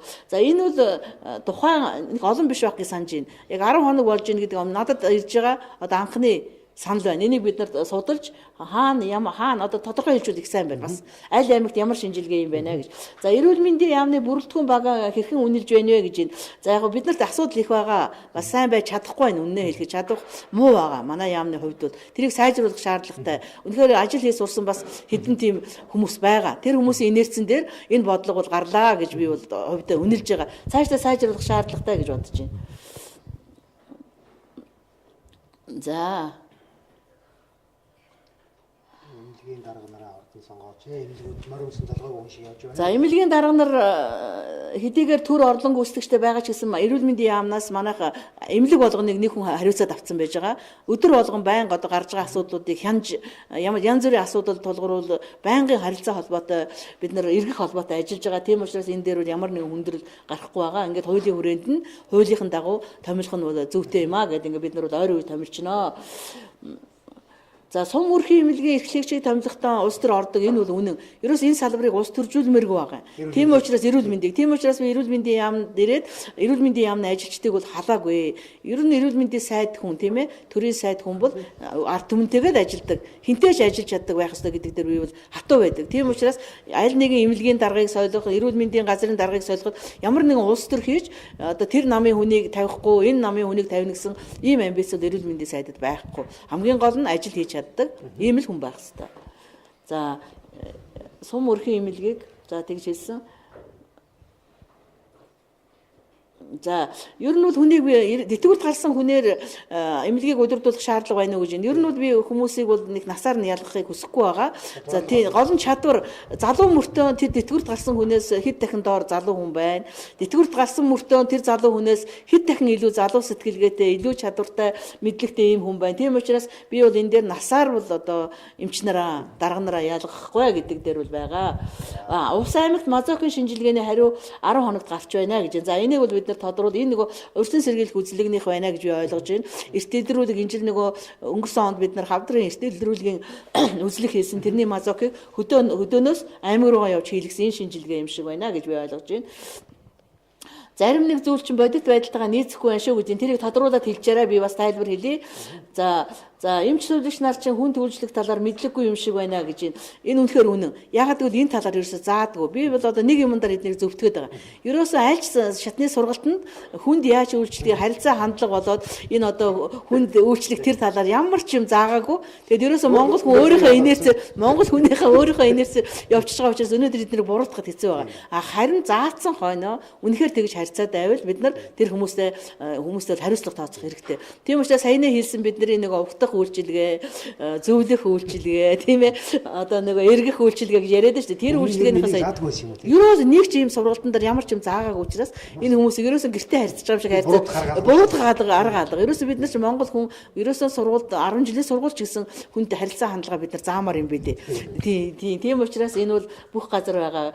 Тийм. Хоёрдугаар эмнэлэг хоригдлуудыг эмчлэхэд болсон уу яасан зөвхөн инх баярыг үү гэж. Хоёрдугаар эмнэлэгт инх баяр дарга эмчлэгдэж байгаа. Инх баяр дарга төрийн ерөнхийлөгч байхдаа засгийн газрын тогтоол гаргаад насан туршид нь хоёрдугаар эмнэлэгт эмчлэх ёстой гэж ингэж ийм засгийн газрын тогтоол байдаг. Хоригдол болчвол эмчлэхгүй гэсэн ийм одоо ямар нэгэн заалт байхгүй учраас харьяалын дагуу тэнд эмчилж байгаа. Өөр хүн бол бусад одоо хоригдлууд 3 дугаар эмнэлэг, гэмтлийн эмнэлэг, 1-р эмнэлэг бусад эмнэлгүүдэд шаардлагатай тусламжаа аваад одоо гарвал 20 гаруй хүн бол тусламжаа энэ тогтоол гарснаас хойш аваад ингээд эмчлэгдээд явж байгаа. Ямар ч хүндрэл бэрхшээл байхгүй. Хөдөө орон нутагч гэсэн харьяалаараа авах тусламжийнхаа шаардлагатай тусламжаараа үзүүлэх эмнэлэгтээ үзүүлээд ингээд явж байгаа. Энийг улс төржүүлэх ерөөсөө хэрэггүй. Өнөөдрөөс эхлээд хэдүүлээ энэ улс төрсөн яриаг даслууд их сайн байна гэж би бас зориуд өнөөдрийнхөө яриан дээр хэлмээр байна. За нийгмийн эрүүл мэндэд ерөөсөө би түрүү хэлсэн нийт эрүүл мэндийн зардал 16% орж байгаа. Энийг цаашдаа бид нар нэмэгдүүлж нэг иргэнд оногдох зардлаа 50 мянгад хүргье гэсэн ийм одоо зорилт тавьж байгаа засгийн газар дээр. Тэгэхээр энэ санхүүжилтийг нэмэх хэрэгтэй. Хоёрдугаар нийгмийн эрүүл мэндийн төвүүд байгуулагдаад ирэхээр энэний орон тооны зардлууд бол гарч ирнэ. Тэгэхээр бол нийгмийн эрүүл мэндэд зарцуулах зардал бол энэ засгийн газрын бүрэн эрхийн хугацаанд бол эрс нэмэгдэнэ гэж ингэж бас хэлмээр байна. Хэрвээ чи эмнэлэгт танилэг бол үх гэсэн зүйлий болсон манай эмнэлэгт авилга авч байвал яах вэ? Тий. За тэгэхээр ерөөсөө бид нар энийг л өөрчлөхийн тулд байгаа. Ерөөсөө танил тал байхгүй бол мөнгө байхгүй бол үйлчлүүлж чадахгүй байна гэдэг. Энэ бол гэхдээ бүх хүнд биш юм байна лээ. Бид нар судалж үзсэн. Энэ тодорхой хувь юм байна. Ер нь бол бас нилээд нь гэхдээ баггүй хувь юм байгаа. P3-ыг сонсогчийн асуулт байна. Бас л энэтэй холбоотой байна. Төрөх эмнэлгүүдийн их баригч эмч нарын ёс зүйн дээр анхаарах уу, мөнгө өгөөгүй хүнийг төрүүлэхгүй зовоож байгааг та мэдэх үү гэж. Мэднэ. Надад хүмүүс маш их надад ч шууд ер нь би тэгээд арчилсан сайд байх хэцүү юм а гэж би хэлдэг. Шууд ярьдээ штэ би төрхийн тэнд байна, 3 дугаар эмнэлгийн тэнд байна. Энэ эмч ингээд байна. Тэр эмч надаас хэдэн төгрөг шаардаад байна гэж хэлдэг надад. Мөнгөгүй төрүүлэхгүй байна гэж хэлж гин гэ. Тэгээд би яамныхандаа үүрэг өгөөд за хариуцсан хүмүүстээ үүрэг өгөөд энийг яа гэд эмчтэй нь уулзаа тийм ээ. Эднэр бол зохицуулдаг. Энэ бол олон жилийн хугацаанд одоо зуршиж тогтсон ийм буруу ийм зуршил тогтчиход байгаа. Энийг л бид нар өөрчлөхийгээ шинжилнэ гэж хэлээд байгаа шүү. Энэ яриад эхэлсэн, бүртгээд эхэлсэн, судлаад эхэлсэн. Хаана байна? Одоо бас нэг сонирхлын зөрчлийг бид нар зөрчлөөс ангид байлгана гэдэг тусламж үйлчилгээгээ тийм ээ. Тийм учраас энэ чиглэлээр бол ингэж явж байгаамаа. Энэ их чухал асуудал. Эрүүл мэндийн яам гадагшаа явж байгаа мөнгийг дотоодоо шингээх тухай ямар бодлого барьж байна вэ? За энэ хоёр талтай. Ерөөсөө энэ жил одоо ингээд даяаршил гэж ярьж байгаа. Тэгэхээр одоо дэлхийн нийтэд хаана хамгийн сайн эмчилгээ байна, хаана хамгийн сайн онцлогоо байна гэдэг энэ мэдээллийг иргэд бүрэн авдаг болсон. Сонголт хийх хэрэг нь иргэдэд байж идэг. Тийм учраас ерөөсөө цоо шин ангаах оны салбар бий болсон. Эмнэлгийн аялал жуулчилгээ. Энэ бол хоёр талтай юм байгаа. Энэ бол хүний сонголттой холбоотой. Огт үгүйсгэж болохгүй. Огт үгүйсгэж болохгүй. Жишээлх юм бол Сингапур дэлхийн хамгийн одоо нэгдүгээр зэрэглэлийн эмнэлэгтэй газар гэж үздэг. Тэгвэл тодорхой хувь нь иргэдийнхэн тодорхой хувь нь Малайз, Индонез, Тайланд явдаг. Энэ яадаг бол тэр одоо өндөр зэрэглэлийн тэр үнэтэй эмнэлгийн тусламж авч чадахгүй учраас өөрийнхөө боломжийн хэрээр Тайландд очиод эмчлүүлждэг, Индонезид, Малайзид эмчлүүлждэг. Тэгэхээр энийг бол бүрэн одоо үгүйсгээд яасан муу юм гэж хэлж болохгүй. Харин юунд дээр анхаарах вэ гэвэл ерөөсөө Монгол орондоо үнэхээр одоо эмчилж чадахгүй байгаа тэр эмчилгээ онцлогооны аргаа нэвтрүүлэх хэрв эмнэлгийг одоо ямар нэгэн сэтгэл дундуур байгаад явж байгаа бол тэр байдлыг өөрчлөх ийм хоёр юмдаар бид нар анхаарах хэрэгтэй юм байна. Тийм учраас энэ онд бол жишээлх юм бол нийт 100-аад хүний өргөдөл ирсэн байлаа. Гадаад эмчилгээ хийлгэхээр бид нар 27 өвчнөр гадагшаа эмчилгээ хийлгдэг. За 36-ад нь бол шийдээд бид нар гадагш нь явуулах энэ хөрөнгө мөнгө шийдэж өгсөн байгаа. За харин нэггээр ажиллажсэн сайд байгаа талархаж байна гэж. За баярлалаа. За иргэний үгээр бас явж болох уу? Сайн судлах хэрэгтэй. Хүн өөрөө хариуцлагагүй байгаа дэмжиг яг үнэхээр үнэн. Ерөөс эрүүл мэнд гэдэг ойлголтыг бид нар эрүүл мэндийн шинжилгээг хийхдээ эрүүл мэнд гэдэг ойлголтоос эхэлж байгаа. Эрүүл мэнд гэдэг чинь юу юм бэ? Энэ хэн нөлөөлдөг юм бэ гэх тийм ээ. Тэгэхээр эрүүл мэнд гэдэг бол ганцхан өвчнгүй байхын нэр биш ээ. Сэтгэл санаа амар амгалан орчин эрүүл саруул байхын нэр юм аа. Эрүүл мэндэд 55% хүн хүнээс шалтгаалж байгаа. 55%, 25% нь бусад салбараас шалтгаалж байгаа. 10-аас 15% нь эмнэлгээс шалтгаалж байгаа байхгүй. Тийм учраас би бол үнэхээр одоо энэ хувь хүмүүсийн хүчин зүйлийг одоо сайжруулах зорилгоор бид нар эрүүл мэнд иргэний оролцоо гэдэг энэ хилцүүлгийг улс орон даяар өрнүүлээд одоо 10 газар хийчихэд байж байгаа. Цаашдаа бүх газараа хийнэ гэдэг ингээд. За эрүүл мэндийн шинжилгээ ухааны их сургууль дээр эрүүл мэндийн нийгмийн ажилтны анги гэж байна. Та очиж танилцж болохгүй юм. Өргөдөр очиод нийгмийн эрүүл мэндийн ажилтан гэж яваад байна. Ажил өөрийнхөө хувьд зөрчилдөд. Би танилцсан одоо яг сургалтын асуудал руу орохороо энэ эрүүл мэндийн шинжилгээ ухааны их сургууль дээр очиж танилцсанаа. Энийг засаж залруулнаа. Энэ талаар олон хүнээс санал ирж байгаа. За сургуулийн эмчийн ажлын байрны тодорхойлолтыг хизээ хэн гарах вэ? Сургуулийн эмч бол боловсрол шинжилгээ ухааны яамны харьяанд байдаг. Бид нартай бол зөвлөдөг, биднээс мэрэгжлийн зөвлөгөө авдаг юм байгаа. Тийм учраас ажлын байрны тодорхойлолтыг одоо гаргахад бид нар тусахад бэлэн байгаа. Манай харин чиргэлгүй санагдсан танилтаа бол хизээш үзүүлэх боломжтой. За санал энд сэтгэл байна. Тэгэхээр яг ийм нэлээд байгаа учраас энийг бол үгүйсгэх аргагүй. За хувийн эмнэлгийн томоохон төслүүд явж байгаа юу гэж хувийн эмнэлгийн томоохон төслүүд явж байна. За одоогоор Эрдэнэтийн ГОК-ийн хөрөнгө оруулалтаар Эрдэнэтэд Орхон аймагт бол Япон стандартын онцлогоо эмчилгээний төв баригдах гэж байна. МСС-ийн хөрөнгө оруулалтаар Европ стандартын онцлогоо эмчилгээний төв Улаанбаатарт баригдах гэж байна. За энэ бол ингээд Солонгос, Япон, Европын одоо технологиуд Монгол улсад одоо орж ирэх нэ гэж ингэж ойлгож болно. Хувийн эмнэлгүүдийг цаашид яах вэ гэсэн би хамгийн гол нь чанараар нь тэр одоо чанар нэгдүгээр чанар хоёрдугаар улсын эмнэлгийн ачааллыг үүрэлцэх талаас нь тодорхой хэмжээний улсын одоо өөрийнхөө ачаал даахгүй байгаа тэр тодорхой үйлчилгээний чиглэлүүдийг консенсус гэрээгээр чадвартай үнэхээр аюулгүй чанартай тусламж үзүүлэх хувийн эмнэлгүүдүүд шилжүүлэх энэ бодлогыг бид нар баримтсан. Спорттойгоо байсан бол яваасан бэ гэсэн юм. Тэгээ эрүүл мэндэд одоо нийтийн эрүүл мэнд буюу одоо энэ хөдөлгөөний асуудал нь үлдсэн бусны спортынхаа яамд бол хамаарагдаж байгаа. За танд амжилт хүсье гэж. За баярлалаа. Өмнөх олон жил болсон сайд ингэж яриаггүй. Өмнөх олон жил болсон сайд нар ингэж ярьдгаа дандаа л эмч нараа тангараг өргөсөн гэж буруутгаж байдгаа гэж. За мөнгөгүй бол хинч үздэггүй юм гомдол чирэгдэл энэ бүхэн бүгд цалинтай холбоотой биш. Үнэхээр тийм цалинтай холбоотой, ачаалалтай холбоотой. Би түрүү хэлсэн хүн амын тоо маань жишээ нь Улаанбаатар хот ерөөсөө эмнэлэг нь 700 гаруй мянган хүнтэй байхад төсвөлж баригдсан оронтойгоор одоогийн эмнэлгүүд ажиллаж байгаа. Дүүргийн эмнэлгүүд, энэ том эмнэлгүүд бол тийм учраас энэ бол үнэхээр орон тоотой, төсөв хөрөнгөтэй, цалинтай холбоотой. Тэгээд бүх гомдол нь эмчнэр дараа ирдэг. Нэг анхан шатнд хүнтэй яг уулзаж байгаа гэдгээрээ бүх гомдлоо эмчнэр дараа аваачаад ингэж гэсэн ийм одоо юу байгаамаа. Та өнөөдөр энэ олон сайд нарын алдааг үүрч байна гэж тий алдааг зассан тий 10 сар солигдсон тэдний алдааг та үүрч байна гэж тий гаргасан алдаа хоригдлогцсон асуудлуудыг шийдэхин тулд л явж байна. Ингээд эрүүл мэндийн салбарынхантай хамт явж байна. За сум дундын эмнэлэг гэхгүй сум бүр эмнэлэгтэй болмоор байна. Сум бүр эмнэлэгтэй одоогоор бол сумын эмнэлэг болохоор юу саналаа ирүүлээд байгаа нэг эмнэлэг бол Баян Улгийн аймгийн Улаан сумын эмнэлэг ерөнхий сайд очсон шүү дээ. Тийм тэр бол нөгөө хүн ам нь сумын төвшөнд байгаа. Тэр одоо сумын статус авчих юм бол сумын эмнэлэг байхад бэлэн байгаа. За өрхийн эмнэлэг бол ашигын төлөө бус хувийн хвшлийн байгууллага байдаг. Ингээд суур хуулиудыг зөрчилдгөө гэж юм. Тэгэхээр энэ асуудлуудыг бид нар өрхийн эмнэлгийн шинжилгээний хүрээнд бүрэн шийднэ гэж. Хуулигцээ хөвч бүрэн шийднэ тийм. Сүүлийн 20 жил хэдэн эмнэлэг хэдэн шорон барьсан бэ гэж. Харин тэр энэ үнэн шүү нэрээ. Энэ бол яг үнэн юм байлээ. Манай эрүүл мэндийн салбарын хамаг байрлагууд ерөөсөө энэ хууль зүйн яам руу явцсан байна. Энэ 401 зайсангийн эмнэлэгт би жишээ нь оюутан байхдаа халдвартай эмнэлэг курацаа хийдээ тэнд хичээлээ заалгадаг байлаа. Тэгсэн одоо шорон болцсон. За бас энэ тусгай албан хаагчдын эмнэлэг чинь бас манай 3 дугаар эмнэлэг зүрхний мессаас тархины мессаас хийдэг бас шорон болцсон. За одоо энэ мэрэгжлийн хяналтын алба гэж байсан прокурор шилжчихсэн. За манай шүүхийн эмнэлэг хууль зүйн яам шилжчихсэн. Одоо тэгтэл тэнд бас сая дөнгөж өчигдөр надаар өргөдөл ирсэн. Хан улд дүүргийн эрүүл мэндийн төвийн нэг хэсгийг буулгаад замын цагдаагийн газар шилжсэн гэдэг. Үнэхээр энэ бол үнэхээр аюултай юм бэл. Энийг бас засгийн газар дээр ярихгүй бол эмнэлгээ бүгдийг буулгаад бүгдийг хүчний байгууллага шилжүүлсэн. Үнэхээр аюултай харгас бодлого явж байна гэдгийг бол эндээс харж бас болох юм билээ. зоригтой өөрчлөлт хийгээрэй гэж энэ баярлалаа. Цаг алдах тусам иргэд тохирж ийн яг үнэн. Тий. Жамила өдөр өргөдөл өгсөн одоо хүртэл хариу авчаад загсаа сүм засаг дарга жины улс төрчилж ажил авахгүй байна. Манай сурталчилгаа хийсэн гэдгээ. За энд өргөдөл өгсөн байна. Ингээд надад хариу өгөхгүй байна гэд ажилд авахгүй байгаа талаар өргөдөл ирсэн байна л да. За би баян үйлгүүр одоо удахгүй очих гэж байгаа. Засгийн газрын ажлыг ингэж харж агаад завсраар нь баян үйлгүүрөө очино. За би гадаад совилогчийн туслахаас уул нь энэ тал дээр онлайн шинжилэл хийгдсэн байна. Даанч яамны бодлого байдгүй. За энэ гадаад совилогч яг гадаадын совилогчийн стандартаар ажиллах шаардлагатай гэж хэлж байгаа гэж би ойлгож байна. Тийм учраас совилгын чиглэлд бол бид нар бас өөрчлөлт хийнэ гэж хаашаа яваад үгүйсэн.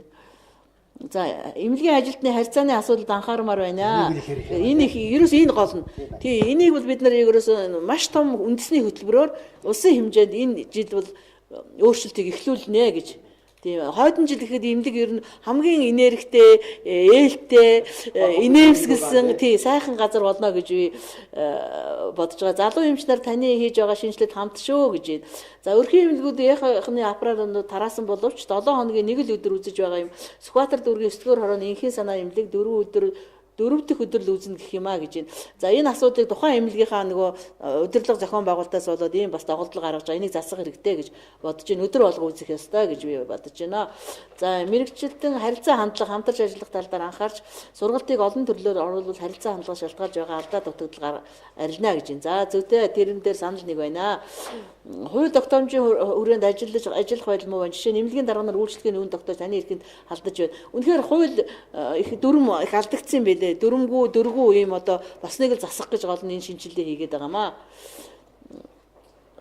Өрхийн эмнэлгийн эмийн сан байж болохгүй юм. За өрхийн эмнэлэгт эмийн сан байх асуудал хуулиар зохицуулагдаагүй байгаа. Тийм учраас энийг бас тавьж байгаа. Ер нь одоо саяны шинжилгээний хүрээнд маш их олон эмнэлэгтээ эмийн сан баймаар байна. Өрхийн эмнэлэг дээр эмийн сан баймаар байна гэдэг асуудал их гарч байгаа. Бид нар энэ эмийн шинжилгээнийхаа хүрээнд юу яана шийднэ гэж бодож байгаа тийм. Совилогчийг эрүүл үнэтэй ажилладаг учраас эрүүл хүмүүсийг зөвлөгөө авдаг. Эмч нар завнд гардаг үүнийг шинжилээч. Манайд ганцхан совилгын нэртэй гадаад сургууль байдаг гэж сонссон. За зөвхөн энэ бол нөгөө эрүүл мэндийн чиглэл рүүгээ зөвлөгөө өгөх чиглэлээрээ урьдчилан сэргийлэх чиглэлээрээ үйл ажиллагаагаа шинжлэх хүрээнд энэ бол хийгдэж байгаамаа. За Говь Алтай аймгийн нэгдсэн эмнэлгийн эмч нар хүн сурталтай байна. Мөнгө төгрөгийг авч үйлчилгээ. За энэ бол яг улсын эмнэлэгт байгаа нэг нийтлэг дутагдлын хүрээнд энэ асуудал шийдэгдэнэ. Говь Алтай аймагт манай 11-11-ээр бас ийм гомдол ирдгийг. Манай яамны югаарч бас ирдэг. Ягуурын сонсогчийн үс харагдах нь яг тэ ажил болгооч. Тийм ээ тий ажил болгоно ярих нь яг тий. Эхлээд ярьж аваад нэг цаг зэгцлээд ярих юмтай болж авах хэрэгтэй. Бодлогоо тодорхойлж авна гэдэг чиг чухал байдаг юм байна тий. За эмийн бодлого алдагдсан байна гэдэгтээ 100% санал нэг байгаа. Энийг өөрчлөхийн тулд эмийн компаниуд эмийн бодлогыг тодорхойлохгүй. Одоо бол эмч нар тодорхойлно эмийн бодлого. Тийм учраас хүнийхээ эрүүл аюулгүй амьд байх эрхийг хамгаалахын тулд эмийн аюулгүй байдал чанар үр дүнгийн тулд эмийг эмч нар тодорхойлох ийм одоо шинжил бид нар хийн шүү. За сонгодог яагаад андгаахын сургуульд алдсан бэ гэж. За энэ түүхэнд би сайн судлааг байна. Энэ хувийн эмнэлэгт очсон юм байлээ. Намайг эрүүл мэндийн дэд сайд байхад уг нь би суурийн тавиад андгаахын сургуулийн бааз эмнэлэгээс суурийн тавьж исэн. 8 жил гадаа байж байгаад эргээд ирсэн чи алга болсон байсан. Энийг бас судалж хариулнаа гэж бодож байна тий. Замын үдийн эмнэлэгт анхаарч болохгүй сайдаг. За замын үд рүү би бас явах гэж байгаа. Яагаад гэвэл замын үд рүү маш олон хүнтэй төмөр замын эмнэлэг замын үд рүү шилжиж ирсэн учраас замын үд дээр бол би бас сайдын зөвлөлийн бас хэдэн гишүүд дагуулад замын өдөр очих гэж байгаа. Сая ерөнхий сайд тий сая ерөнхий сайдтай одоо очиж чадсангүй энд ажилтай байж байгаа. За Сагсай сумын Дайнгийн хүний эмнэлгийн салбарт эм хангалтгүй байна. За эмийн асуудалдаар бол их олон асуудлууд хоримтлагдсан байгаа. Маш олон одоо тэр бум төгрөгийн эмийг бол нөөцлсөн манай зарим эмнэлгүүд. Тэгсэн мөртөө зарим эмнэлгүүдэд эмийн өртөө эм хангалтгүй. Энэ асуудлыг бид нар засах ёстой гэж ингэж бодож байгаамаа. За эрүүл мэндийн даатгалын систем хэрхэн өөрчлөгдөх вэ гэж байна. Одоо бид нар иргэний эрүүл мэндийн даатгалын хууль бол улсын хуралдаар хэлэлцэх шатанда явж байна. Эрүүл мэндийн даатгалын сангаа хэрэг бид нар бие даалгачих юм бол ерөнхий сайдын одоо дор аль нэгэн яамнаас хамааралгүй ийм бие даасан агентлагтай болно гэсэн даатгалын сангаа бид нар ингэж гаргахаар энэ хуулийн төсөлтөд оруулж байгаа. Ингийн бол хүн амын маань 98% даатгалын хамруулсан мөртөө даатгалагчийн маань эрхэн зөрчигдөөд эмнэлэг твтгэрээ өөрөө мөнгө төлж юм олоод байгаа. Тэгэхээр одоогоор эрүүл мэндийн нийт зардлын 21% даатгалын сангаас авч байгаа. Одоо бид нар 60% болгохоор энэ эмийг олуулдаг энэ асуудлыг даатгалаасаа санхүүжүүлэх замаар бүрэн мөсөн хөрсөн зогсоох аюул бүрднэ гэж ингэж үзэж байгаамаа. За шим тэжээлийн бодисын талаар мэдлэх хэрэгтэй байна гэж байна. Одоо энэ эрүүл мэндийг дэмжих сарын хүрээнд бид нар зохистой хооллолтын талаар үндэсний маш том компанид ажлыг орон даяар зохион байгуулах гэж байна. Ерөөсөө энэ хооллолтоо бид нар Монгол хүмүүс өөрчилчих юм бол маш олон аюул өвчнөөс одоо сэргийлж болох ийм их нөөц биднэрт байна. Тий. Таны сайн мэдлэг өндөр багтаа болвол хамгийн амархан шинжлэгдэн шүү гэж. За би санал нэгтэй байна. Мэдлэг сайтай одоо ийм одоо туршлагатай багтаа болох юм бол шинжлэлийг маш урдан хугацаанд явуулна гэж. За их хүүхдийн эрүүл мэндийн талдаар анхаарах хэрэгтэй байна. За энэ бол маш чухал. Би эрүүл мэндийн сайд болоод хамгийн түрүүнд бол их хүүхдийн эрүүл мэндийн салбарт өөрчлөлт хийнэ гэд. Би өөрөө хүүхдийн эмч учраас за хоёрдугаар их хүүхдийн эрүүл мэндийн төвийн одоо захирал хүүхдийн клиникийн захирал байсан хүний хувьд бол тэгээд манай хүн амын ихэнх нь ерөөсө дийлэнх нь хүүхэд эмэгтэйчүүд байгаа. Тийм учраас энэ асуудыг шийдсэн үед бол эрүүл мэндийн салбарын бараг шинжилгээний 80% нь энэ чиглэл рүү шийдэгдчих гээд байгаа. Тэгэхээр энэ бол би санал нэг байна. За өнөөдөр хүртэл эрүүл мэндийн салбарт дөрвтэй өөрчлөлт хийгээгүй гэж. Тэгэхээр энэ одоогийн хуулиар бол дөрвтэй өөрчлөлт хийнэ гэдгээ бас би хэлэхээр байна. За Гаралтай аймгийн цэс өмд ажиллах уу гэж асуулт хоёр ч.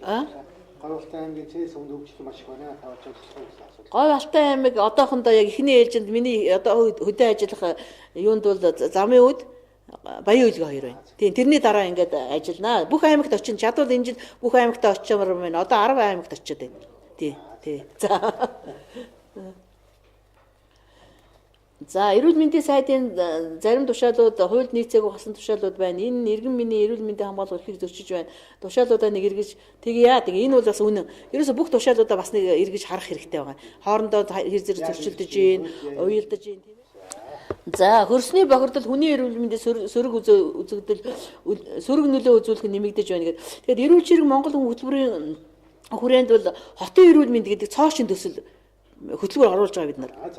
Яг гэвэл хотчлтын процесс маш эрчимтэй явагдаж байгаатай холбоотойгоор энэ хөрс агаар усны бохирдол асар том байгаа. Энэ хүрээнд бол эрүүл мэндийн салбарын одоо эрүүл чирэг Монгол хүнийхээ хүрээнд хөтөлбөрийнхаа хүрээнд бид нар бол маш том хотын эрүүл мэнд, уурхай эрүүл мэнд, байгаль орчны эрүүл мэнд гэсэн ийм гурван цоошин хандлага хөтөлбөрүүдийг бол хэрэгжүүлэхээр орсон байгаамаа. За эмийн зохистой хэрэглэн дээр үнэхээр анхаарах болохгүй. Бид нар одоо эмийг ерөөсө хүнснээс илүү хэрэгэлдэг болчиход байна гэж байна. За юу авах вэ гэхээр би одоо тэнд ингээд тим юм авгээд ингээд нөгөө эмийнхэн сангийн хүн зөвлөлчдөг. Тэгээд дуртай одоо санал болгосон эмийг авч яадаг. Энэ үнэхээр ач холбогдолтой. Эмийн зохистой хэрэглэн дээр бол хэрэгжижсэн гол механизм бол энэ жор байсан юм. Одоо жор бичдэг юм цөөхөн болсон. Бичсэн жорыг уншаад ойлгоод нөгөө өгдөг хүн бас байхгүй болсон. Энэ гажуудлыг бид нар одоо засах ёстой гэж үзэж байгаа. За багийн эмчнэр бас хэцүү. Манай багийн эмчнэр бол бас хэцүү шүү дээ. Нэг багт нэг хүн ажиллаулдаг гэдэг доош нөгөөд нь харагдахгүй явчлаа. Юу гэдээ гарч ив? Ороод ирэх баг тий. За энэ шинжилгээг нэгжээс эхлэх хэрэгтэй. Баг суманд амьдарч байгаа хүмүүс асаргаа хийлгэмээр байдаг. Гэтэл эмч имэл өгдөг юм аа гэж. Тийм ээ шинжилгээг нэгжээс эхлэн ерөөсөө эрүүл мэндийн анхан шатны тусламжаас шинжилээд эхлэх ёстой. Сум өрхийн эмнэлгийн тусламжаас бид нар сумын эмчнэрийн зөвлөгөөнийг хийх гэж байна. Яг одоо сумын эрүүл мэндийн үйлчилгээний шинжилгээний асуудлаар сая өрхийнхээ хийцэн тийм ээ. Тэгэхээр зэрэг энэтэй бол санал нэг байгаамаа. За анхан шатны эрүүл мэндийн үйлчилгээг нэлээд оновчтой зохион байгуулах шаардлагатай гэсэн тийм ээ. За энэ иргэдийн үйлчилгээ авах асуудал маш хүндрэлтэй байна гэж. За би санал нэгтэй байна. Энд бол сум өрхийн эмнэлгийн шинжилгээний асуудал энд бол хамрагдаж байгаа. Ялангуяа энэ дээр эмнэлэгт хэвчүүлэх гэхээсээ илүү нөгөө анхан шатны тусламж үйлчилгээ, нийгмийн эрүүл мэндийн арга хэмжээ, өршин сэргийлэх үйлчилгээг бол үзүүлэх ажлаа нэлээд эрчимжүүлэх шаардлагатай болж байгаамаа. За тэгээд дараа нь Баян үйлгийн аймагт эмч нар хүнд сурталтай эмчийн хариуцлагаас болж амь насаараа хохирсон хүн их байгаа боловч гаргасан гэмт хэргийг нуун дардгаа гэж байна. За би Баян үйлгийн аймагт очино бас энэ талаараа энэ бас ганцхан энэ аймагт байгаа юм биш. Ийм тохиолдлууд бас нэг биш байгаа. Гэхдээ бол хавтгааруулж бас болохгүй. Зарим аймагуд, зарим эмнэлгүүд төр байдаг. Тийм учраас за олон жил эрүүл мэндийн салбар улс төрчдөд хамгийн ашиггүй салбар учраас хинч анхаарлаа хандуулаагүй ингэж хайсаа. Ингээд оройтсоо үүнийг засаж ажиллаарай гэж байна. Би санал нэг байна. Эрүүл мэндийн салбарыг улс төржүүлж энийг ингэж уналтанд оруулж болохгүй. Энийг засах ёстой гэдэг дээр би санал нэг байгаамаа. За олон жил эрүүл мэндийн даатгалаа төлсөн түүнийг ашиглаж байгаагүй иргэнийг урамшуулдаг тогтолцоо бий болгож болох уу гэж байна. За энэ нэг чухал байдгийн уг нь ингээд 3 жил эрүүл мэндийн даатгалаа ашиглаагүй 36 мянган төгрөгөөр эрүүл мэндийн урьдчилан сэргийлэх ээж бүрэн онцлогоо хийх заалт байгаа. Тэгтэл би 8 сарын 20-нд сайд болсон өнгөрсөн оны. Энэ оны өнгөрсөн оны төсөөс тэрийг нэг ч хүн хэрэглээгүй. Нөгөө даатгадын сангаас үнээр нь ингээд төлөвлөд амар иргэд юус ашиглахгүй. Тэгээ бүх юугаа хураалгасан шүү дээ. Би тэгээд үгүй хайр юм аа наах гэж тэр хүмүүсийг хэрэглүүлэх юмсан яагаад ингэж байгаа юм бэ гэд. Тэгэхээр зэрэг тэрийг одоо энийг бол бид нар нэгд иргэд хэрэглүүлдэг учраас хүмүүстэйгээ ярьж агаад энэ жил жишээлх юм бол энэ мөнгөөрөө илэг бүх хүмүүсээ илгэний скрининг онцлогоонд эрт онцлуулад манайх ч илгэний хор тавдар хамгийн өндөр байгаа. Тэгээд тэгсэн мөртөө хамгийн хожуу үедээ онцлогдоод байгаа. Тэгэхээр эрт үед нь онцлж байгаа юм бол энийг эмчилж болдог. Тийм учраас энэ илгэний нэг жил илгэний, нэг жил бөөрний гэх мэтлэн хүн амын дунд өргөн байгаа энэ одоо өвчнүүдийг онцлж эмчлэхт энэ юмаа бас зарцуулж бас болно гэж би бодож байгаа. Ерөөс үзүүлдэг өөрснөө эмнэлэгт ханддаггүй энэ хүмүүсийн хувьд тийм ээ. Тэгвэл тэр боломж одоо нээлттэй байгаа юм шүү. Нээлттэй ашиглах боломж нээлттэй шүү. Хүмүүс ерөөс ашиглахгүй сүмийг хурааж байгаа юм чинь. Бүх аймагуудаас хураасан шүү. Тийм. Бид өөрөө гайхаад үгүй хайр мөнгө энэ хүмүүст нь ашиглуулах юмсан. За эрүүл мэндийн баахан цаас шаарддаг хязээ болох вэ?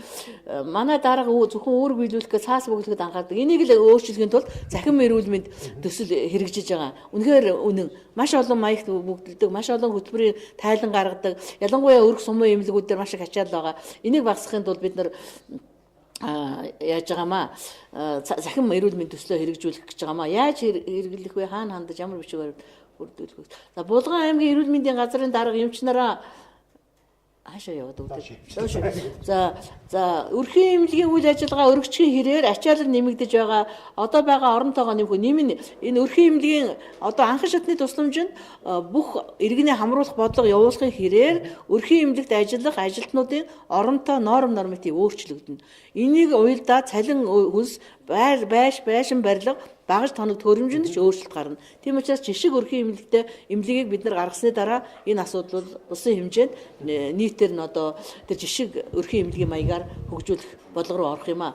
Сүхбаатар аймгийн эмчнэр арх их ууж байна гэнэ. Маш их үндэс.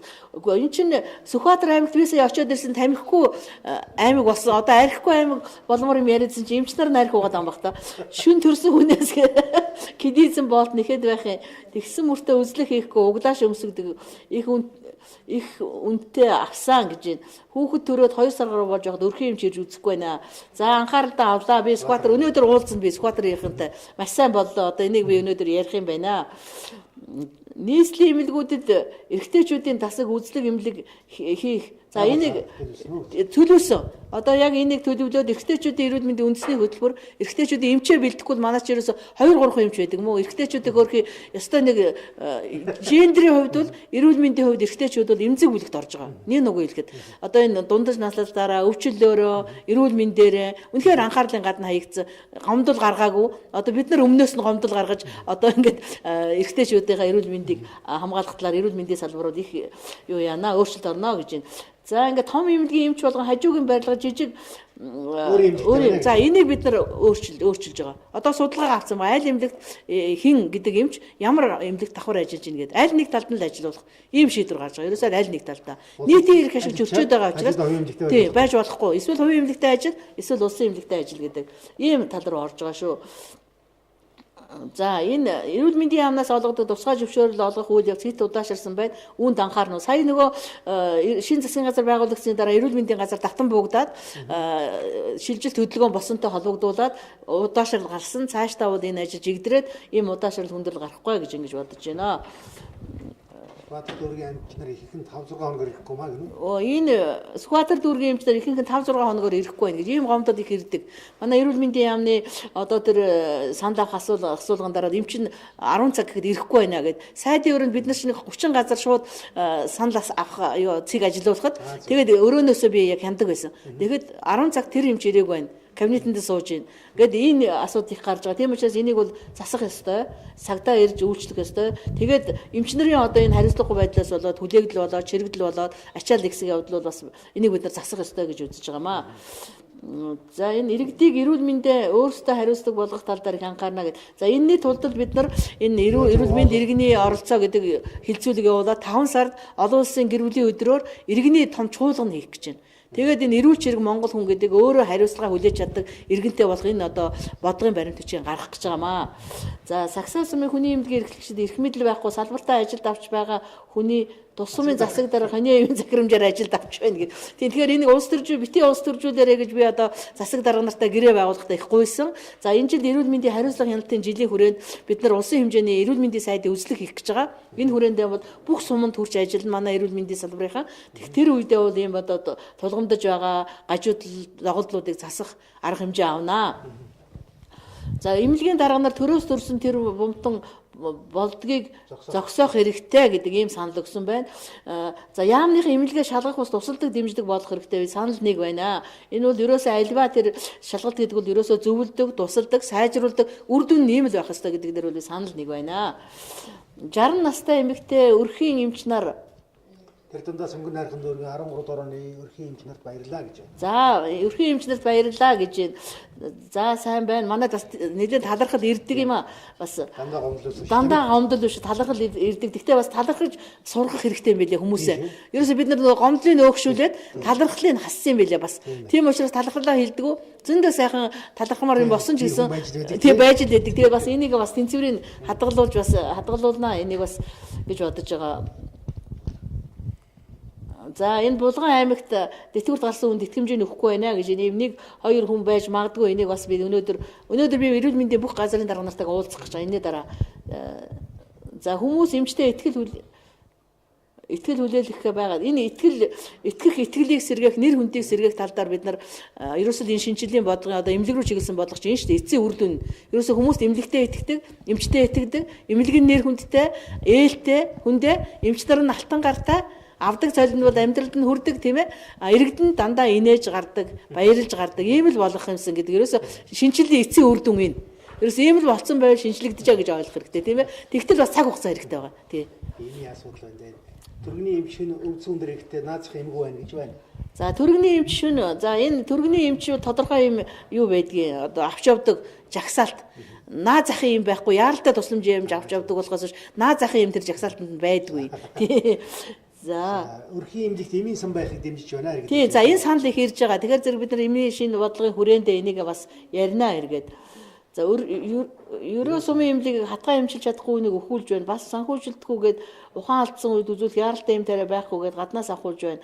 Их хүүтэн байна гэж. За энэ ерөө сумын эмнэлгийг бас би өнөөдөр Сэлэнг аймгийн Сэлэнгийнх үстэй ерөөч тийм. Сэлэнг аймгийн ерөө сумын Сэлэнг аймгийн засаг дарга юутай эрүүл мэндийн газрын даргатаа уулзсан. Тэгтээ бас энийг анхааруулж хэлье. 3 жил хөдөө ажилласан хүн өөр газар шилжиж ажиллаж байгаа тэтгэмжийг олох уу гэдэг чинь юу гэсэн үг вэ? Энэ тэтгэмжинд юу байгаа вэ? 3 жил хөдөө ажилласан хүн өөр газар одоо хөдөө биш аймагт ажиллавал тэтгэмж олох уу гэсэн байна. Олохгүй юм байна. 5 жил. Тийм 3 биш 5 жил юм байна тийм үү? Тийм 5 жил тийм. Хувьдаа эмнэлэгнээр давхар ажиллах ус нэг талаар улсаас цалин авдаг мөртөө ажиллаа хийхгүй. За энийг би түрүү хэлсэн тийм ээ. Энэ давхар ажиллахыг бид нар зогсоосоо ингээд олон сайдууд яагаад иргэд рүүгээ хандаагүй юм болоо гэж энэ засгийн газрын ач уу ингэж хийж болно тийм. Манай засгийн газар ерөөсө шинжлэлийн засгийн газар бол иргэн төвтэй нийгмийн үйлчилгээ гэдэг нийт салбартаа ингэж явуулсан тийм сонсдог иргэнээ сонсдог жихэн онгоолгоё гэдээ бид нар ч ажиллаа шүү дээ. Нүдээ нээ жихэн онгоолгоё гэх тийм учраас ингэж ажилласан нь бол их үр дүнгээ өгж байгаамаа. За Сагсаан сумын Даянгын хүний эмнэлгийн эрхлэгч холбогдож байна. Баяуулгын шиг холбогдож нэг сайн байна. Тийм тэмдэглэж аваад бүгдийг ингэж аваад юу баяуулгад очихдаа би бол нэг үрчлэн энэ дээр яам дараа судалж агаад баяуулгын асуудлуудыг бас хариулъя гэж санаж байна. За эрүүл мэндийн яамны эрх зүйн боловсролыг дээшлүүлэх шаардлагатай. Үнэхээр үнэн. Одоо тийм учраас эрүүл мэндийн яамдаар төрийн албаны тухай хууль, хөдөлмөрийн хууль, одоо яамны эрх зүйн байдлын тухай хууль гэх мэт олон хуулиар сургалт явуулах гэж байгаа. Энэ үнэ сайн хийх хэрэгтэй гэж бодож байна. За сайн наад захын шинжилгээ хийдэг болохоор дүүргээр явуулах юм аа. За өрхийн эмнэлэгт хийх шинжилгээний багц ялангуяа өрхийн эмнэлэгт бол скрининг шинжилгээ гэдэг юм аа. Бусад оронд бол байж та хүн болгон заавал тэдэн насандаа ийм шинжилгээ хийлгэж урьдчилан сэргийлэх тэр өвчнөөс урьдчилан сэргийлдэг ийм скрининг шинжилгээ гэдгийг бол энэ өрхийн эмнэлэг дээр бид нар байлгая. ер нь хийлэгдэх болгоё гэдэг чиглэл дээр явж байгаа. А яг том шинжилгээг бол заавал өрхийн эмнэлэг дээр хийгээд байх шаардлага байхгүй, дүүргийн эмнэлэг гэдээ байж гин. Улаанбаатар хотын хувьд бол бид нар нийт 9 ийм сүлжээ эмнэлэгтэй нэгдсэн эмнэлэг нийгмийн эрүүл мэндийн төв, өрхийн эмнэлэг, хувийн эмнэлэг гэсэн ийм сүлжээ эмнэлэгтэй болох шинжилгээний хүрээнд ийм бодлогыг бол гаргаж байгаа шүү дээ. За тусгай зөвшөөрлийн тухай хуультай нийцээгүй зүйл залт эрүүл мэндийн тухай хуульд би энэ 12 онд гарсан. Хуульд гарсан сайдын 150 гэсэн тушаал байна. За энийг манайхан тэмдэглээд аваарай. Энийг харж бид нар заснаа. Үнэхээр тийм байвал. За эмнэлгийн дарга нарыг хизээ томилох вэ гэсэн энэ сарын сүүлчээр гэж хэлсэн. Эмнэлгийнхэн хит тангараг өргөсөн гэдэг амыг үзснээс хойш манай орны мундаг сэгэт байхгүй боллоо гэж. Эмнэлгийнхэн хэдийгээр тангараг өргөсөн ч гэсэн бас өөрөө үг хэлээ хэлэх эрхтэй.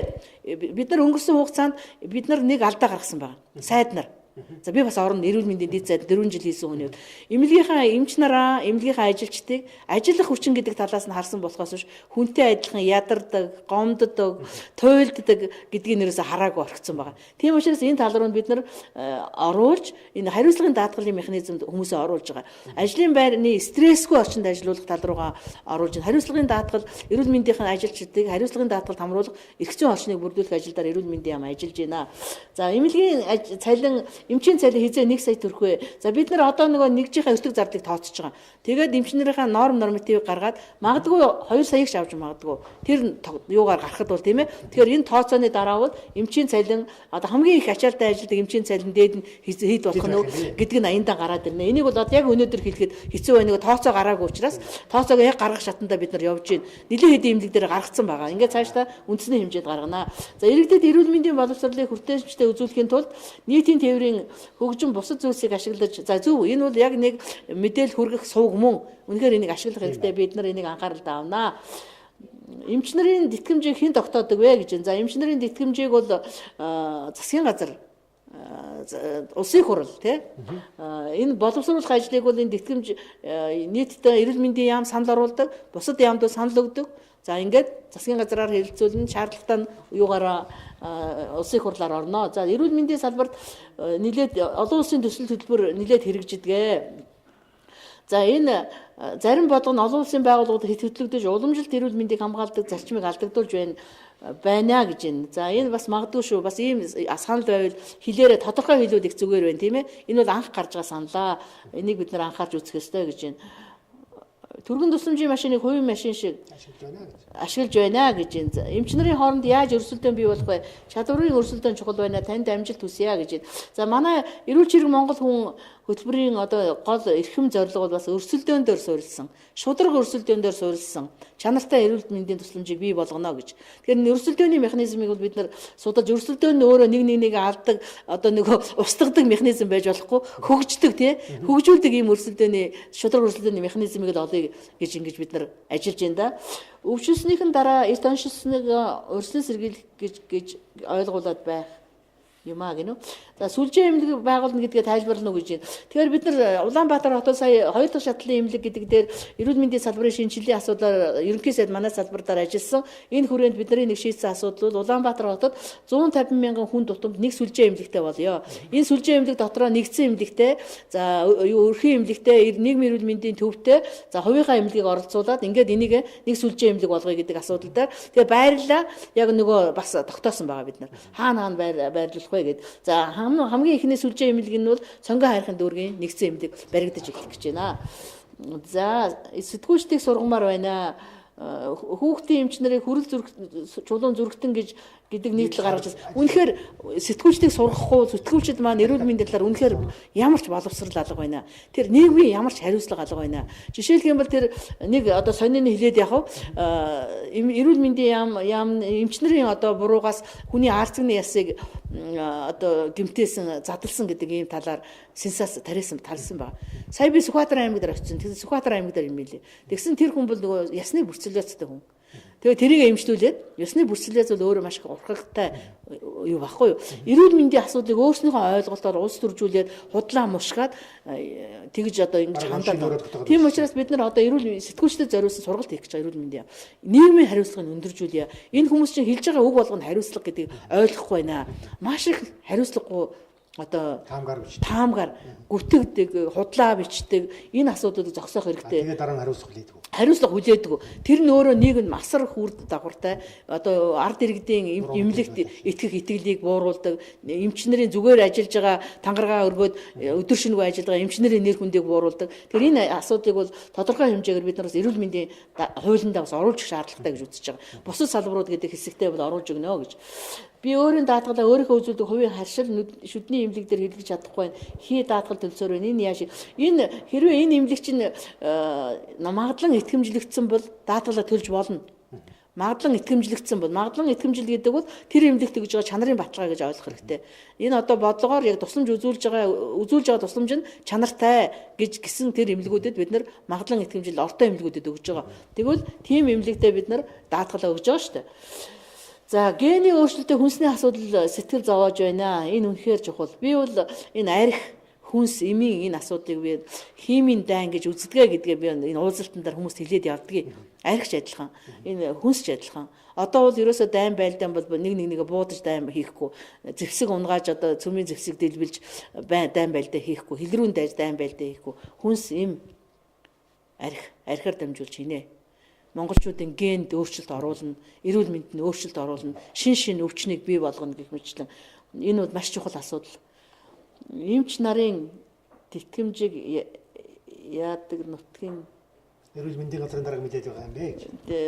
Эрүүл мэндийн газрын дарга мэдэхгүй. Тэгээд яг тэр хуулийнхаа дагуу жагсаалтанд орсон нэрээрээ юугаа авах ёстой. Яг одоо тэтгэврт гарч байгаа хүмүүс нь аваад явах ёстой. За мэрэгжлийг нь клиник лаборатори гэж бичсэн. Бие ангаахыг төгссөн хүний мэрэгжлийг клиник лаборатори гэж бичсэн байх юм аа. Лаборатори чинь амьгүй зүйл биз дээ. Энэ юу болж байна? Энэ ястаа бүгд. Энийг хэн бичсэн юм бол наадхыг хэн бичснээ одоо нэг бичээд гараа. Цалингаа энэ жилдээ багтааж нэмээчээ. За энэ асуудлыг судалж байна. Ар ханга аймгийн Эрдэнэ Мандан сумын эмнэлгийн асуудлыг яаж шийдэх вэ? Ерөнхий эмч даваа юу ч хийхгүй байна. За Архангай аймгийн Эрдэнэ Мандан сумын сум дундын эмнэлэг байгаа. Энэ сум дундын эмнэлгийн зураг төслийн ажил нь энэ жилийн төсөвт туссан. Эх жил шинээр барих асуудал эх жилийн төсөвт туснаа. Ерөнхий боловсролын сургуулийн дотоод байрны нийтлэг шаардлага хэрэгжилт байхгүй, хэрэгжилтийг хангахад боловсрол соёл шинжилгээ ухааны яамтай хамтран ажиллах шаардлагатай. Ер нь тэгээд одоо бүх асуудал эрүүл мэндийн яам руу орчдөг шүү дээ. Өөр яамнууд ерөөсөө хариуцдаг асуудал. Тамхич байсан эрүүл мэндийн яам, архич байсан эрүүл мэндийн яам. Тэгэхээр энэ салбар дундын оролцоо гэдэг нь ямар чухал болохыг эндээс яг харж байгаа үстэй тийм ээ. За Монголын уламжлалт эрүүл мэндийг хамгаалдаг зарчим үндсэндээ мартагдаж байна. Үүнээс болж эмийг шүтсэн, эмчид эрүүл мэндэд даатгасан зан үйл бий болж байна. За сая бид нар удирдах ажилтны зөвлөгөөн дээр үндэсний хөтөлбөрүүд хэрэгжилтийг хангахад уламжлалт ангаах ухааны хөтөлбөрөөс хамгийн муу хэрэгжсэн байлээ. Тэгэхээр энэ яриад байгаа нь яг үнэн. Энэ арга бол хямд зардалтай мөртөө маш энгийн монголчуудад өөрт нь маш их тохирдог үрдүн сайтай юм арга байдаг. Энийг бид нар маш сайн эрчимжүүлэх шаардлагатай юм аа. Шинэ техник хэрэгсэл гаднаас тусламж болон хямд үнээр авах боломж хэр байгаа вэ гэж байна. За шинэ техник технологийн асуудлыг бид нар нэгдсэн бодлогоор зохицуулна гэж хэлсэн тийм ээ. Тэгэхээр авж байгаа техник тоног төхөөрөмж нь хэрэглэхэд тохиромжтойгоос гадна цаашдаа удаан хугацаанд засаж сэлбэх боломжийг бүрдүүлэх нэг газраас авах нь илүү ашигтай байна гэдгийг. Одоо манайд бол хичнээн төрлийн бас энийг хийж гаргацсан байгаа.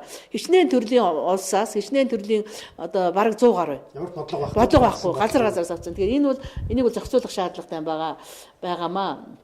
За Баян Улгийн аймагт эмч нарт арх мөнгө л өгч байж хүнээ үздэг. Нэг хэцүү болсон байна. Би энэ асуудлыг Баян Улгад очихоор бол шийднэ гэж бодож байна. За хүн амын эрүүл мэнд ёс зүйг сүйтгэж байгаа зүйлийн нэг нь арх аа. За дэлгүүр лангуу бүр арх зарах эрхтэй байгаа болиулах тал дээр эрүүл мэндийн манлайлж ажиллана гэдэгт итгэж байна. За архины хууль ерөнхийлөгч санаачилсан хууль байгаа. Монгол Улсын ерөнхийлөгч архитын согтурхтай тэмцэх хуулийг санаачлаад төсөл нь бэлэн болсон. За архитын согтурхтай тэмцэх үндэсний хөтөлбөрийн 2 дугаар хөтөлбөрийг эрүүл мэндийн сайдаар ахлуулсан ажлын хэсэг боловсруулаад бас бэлэн болсон байгаа. Тэгэхээр энэ асуудал бас тамхитай адил хэмжээнд нэлээд сайн эрчимтэй хэрэгжинэ гэж бодож байна. За сургуулийн эрүүл мэндийн хичээл гэж бэлгийн замын халдвар төвчний тухайл ордог сургуулийн багш нар эмчид хандаж юу хийх вэ? Энэ сургуулийн эрүүл мэндийн хичээлийг өөрчлөх хэрэгтэй. Сургуульд байгаа эрүүл мэндийн боловсролын хичээлийг шинжилж програмыг өөрчлөх багш нарын бэлдэх шаардлага гарч байгаа. За энэ анх 1998 онд шиг санаж байна. Би ЮНИСЕФ-д байгаад энэ орж ирсэн. Тэгээ багш нар нөгөө бэлгийн замын халдвар төвчнийг заах гэхээр хичээд заах хүн байдгүй нөгөө хүүхдүүдтэйгээ ярьж чаддгүй. Тэгээд оронд нь математик хичээд оруулцдаг гэдэг. Одоо бид нар сая ярьж илээ. Саяны иргэний нөгөө форум дээр ярьж илээ. Ерөөсөө энэ чинь сургуульдаа юм заахгүй наа гэж. За Баян Улгийн Цингэл сумын сургуульд Төслөөр бизнес газар байгуулсан ч одоо цоочтой гадны хүмүүс ирэхээр нээдэг. За ийм одоо төслийн хөрөнгө ашиггүй хөрөнгө оруулалтыг бол зогсоох үзүүлэн болсон. Ийм юмнууд байгаа. Энийг засах хэрэгтэй. За миний хүүхэд хувийн эмнэлгийн шугамар гадаад орнд мессасд орсон. Одоо их нийслэлийн эмнэлэг давхар хяналтанд орох гэхээр хүлээж авахгүй хувийн эмнэлэгт үзүүлэх гэх юм. Төрийн эмнэлэг давхар хяналтанд орж хүүхдэд үзүүлэх эмнэлгийн тусламжинд үн төлбөргүй гэж байгаа шүү дээ. Орон их нийслэлийн эрүүл мэндийн үндэсний төвд бол хяналтанд байх боломжтой. Ийм юм байхгүй, тийм юм байвал надад хандаарай. Хин хэлсэн бэ, яасан гэдгээ бас өргөдлөөр хэлчихээрэй наадах. Манай эгч эмнэлгээс гарсан маш мундаг эмч зөвлөгч амийг нь аварсан 3 дугаар эмнэлэгт баярлалаа гэсэн байна. За өвчнөө эрт үүдний илрүүлээд үнэхээр нэмэр алгаа. За эрүүл мэндийн шинжилгээ ухааны их сургуулийн эрүүл мэндийн нийгмийн ажилтан бэлтгээд 4 дэх төгсгөлтөд төгсгөөд байгаа. Гэтэл одоо бол ажлын байрны тодорхойлт гараагүй байна. За энэ бол нийгмийн эрүүл мэндийн төв ажиллагтай холбоотой өрхийн эмнэлэгт нийгмийн эрүүл мэндийн ажилтан ажиллагтай холбоотой хүлээгдэж байгаа юм хүлээгдэл байна. За уламжилт анагаах ухааны эм там бэлтгэх, эмчлэх зарим технологиг оюуны өмчийн хамгаалалттай болгох, Монгол оронд брэнд болгох боломжтой. За уламжилт анагаах ухаанд бол манайд бол маш том нөөц гэж бид нар үздэг. Энэ талаар бол энэ бодлогоо бид нар эргэж эрчимжүүлэх талаар тусгайлан жийч авч үзэх шаардлагатай гэдгийг саяны одоо бидний удирдах ажилтны зөвлөгөөн дээр манай эрүүл мэндийн дэд сайд бол илтгэл тавьсан байгаа. Хамгийн одоо тэр муу хэрэгжиж байгаа хамгийн муу хэрэгжиж байгаа хөтөлбөрнүүд энэ уламжилтын хөтөлбөр байгаа. За 2 сарын лицензийг хизээ гарах эрүүл мэндийн яам дээр удаж байгаа гэж эрүүл мэндийн хөгжлийн төв ингээд байгаа. Одоо 2 сар боллоо. За энийг тодруулж би хэлж өгье. Яг энэ талаар надад өнөөдөр мэдээлэл өгөөг байна. 2 сар барьж байгаа талаар би нэг яаравчлуулж юу болоод байгааг очиод тодруулъя. За эрүүл мэндийн хайрцаг машин бүрт эрүүл мэндийн хайрцаг байх шаардлагатай байдаг. Үүнийг дагаж мөрддөг жолооч ховор байна. За энэ дээр бид нар анхаараа сая бид нар эрүүл мэндийн салбарын шинжилгээний бодлогын хүрээнд нийгмийн эрүүл мэндийн бодлогоор энэ машины хүүхдийн суудлыг хэрэглэж хэвшүүлэх, бүсийг хэрэглэж хэвшүүлэх, эмийн сангийн одоо байлгаж хэвшүүлэх, за хурдан морины хүүхдийн эрүүл мэндийн эрхийг хамгаалах, за энэ агаарын бохирдлоос болсон нөхөн төлбөрийн асуудлыг шийдвэрлэх гэх мэтлэн нийгмийн эрүүл мэндийн одоо хийх зарим одоо эрх зүйн өөрчлөлтийг хийх талаар бид нар бас ярилцсан байгаа. Дүүргийн эмч нарыг өрхөд өндөр цалин ер нь бол өрхийн эмнэлэгт өндөр цалин өгч ажилуулвал ямар вэ гэж энэ өрхийн эмнэлэг дээр бол хамгийн дуршлаг сайтай мэдлэг боловсрол сайтай эмчнэр нь ажиллаж байх юм бол 2 3 дугаар шатлал руу дураараа одоо хүмүүс очих энэ чирэгдэл багассан юм байгаа. Би бол саяны хүнтэй санал нэг байна. Тийм учраас өрхийн эмнэлэг дээр хамгийн сайн эмчнэрээ ажилуулах тал дээр бид нараас бодлого барих зүйтэй гэж бодож байна. Эмнэлгээс гараад гэртээ асаргаа сувилгаа хийлгэмээр байна. Хүн байна өрхөд хандхаар үнэхээр завгүй байна гэж байна. За энэ нийгмийн ерөнхий сувилууд бол их байна. Сувилууд маань дандаа хувийнх байгаа. Тэгэхээр бид нар түрүү оргил аршаа сувил гэж хамгийн эхлээд хилцүүлэх хэрэгтэй хэлсэн. Оргил аршаа сувилын одоо сувилыг хэрвээ бид нар сувилынхаа арга зүйн төв болгочих юм бол мэрэгжил арга зүйн төв болгочих юм бол сувилгаа хийдэг энэ үйлчилгээг өргөжүүлэх боломж бүрдэх юм. Хуучин бол эмнэлэг твддэг, сувилуулдаг. Тэгжиж өвчин төгс эмчлэгддэг энэ тогтолцоо байсан. Ингээд тогтцоо. Тэгэхээр зэрэг энэ асуудыг бид нар саяныхаа энэ шинжилгээний бодлогын хүрээнд авч хэлэх шаардлагатай байгаа. Үнэхээр энэ сувилах нөхөн сэргээх эмчилгээнийх нь энэ циклэнд тасарчаад байгаа. Тэгэхээр нөгөөдг эмчилгээ чинь төгс болохгүй өвчин архагших хандлагатай, архах өвчин удаан хугацаагаар одоо тэр намжих тэр процесс нь өөрөө алдагдаад байгаа. Тийм учраас энэ цикл хүн чинь хурцны өвчнөр өвдөө тийм ээ. Дараа нь сувилаар нөхөн сэргээх эмчилгээ хийлгэж төгс эмчилдэг байхгүй. Тэгэхээр тэр яг юм нь бол алдагдаад бүгдийн хувьд өгсөн байж байгаа. Энтэй адилхан аршаа сувилж адилхан. Жишээ нь булганд бид нарыг хилцүүлэх гэж булганы унтын аршаа гэж байгаа. Сахарын одоо чихрийн шижингийн аршаа. Тэгээд энийг улсад аваач. Энэ чихрийн шижиг өвчнөө эмчлээч гэдэг асуудлыг тавьсан. Энийг эрүүл мэндийн яам бид нар одоо аршаа сувилаа гартаа авах талаар бас одоо бодлого хийж байна. За олон асуултанд маш уурхай товчлолтой хариулж байна гэж байна. За эмчээс илүүтэй сувилагч нарын цалин хөлсийг нэмэх хэрэгтэй гэж байна. За тэгээд юу яаж байна? Гэр бүлийнхэн талаар яриач гэсэн бай. Хувийн юм ярьж болохгүй зү. Болно шүү дээ. Болох юм уу? За би амбул хоёулаа нөхөртэйгээ амьдардаг. За хоёр хүүтэй тусдаа гарцсан. Ерөөсөө ард талдаа ямар ч татаа төтлөөгөө танхаа эмээгийнхээ үүргийг гүйцэтгэв ийм эмэгтэй байна.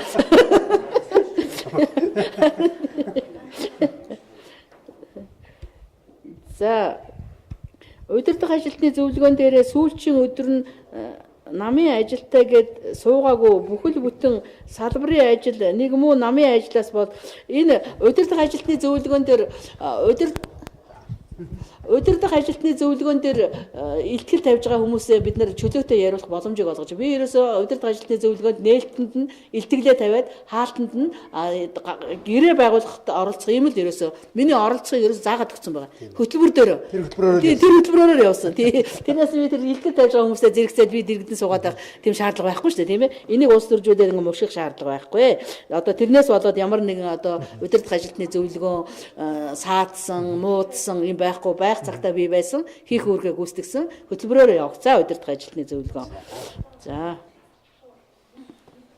За ингээд ерөнхийдөө өндөрлж байна. Олон хүний асуултанд хариуллаа. Тэгээд одоо эн чинь бол ингээд сайтар тавигдчихж шүү дээ. Та тэгээд энэ асуултуудыг аваад бас сүүлдэрс асуултуудад дусаад өөрийнхөө шамаар хариулах бололцоо. Хариулт өгье тий. Тэрийгээ тэгээ сайтар өгчээ. Тэгээ одоо манай ингээд сайтар тавьчихна. За.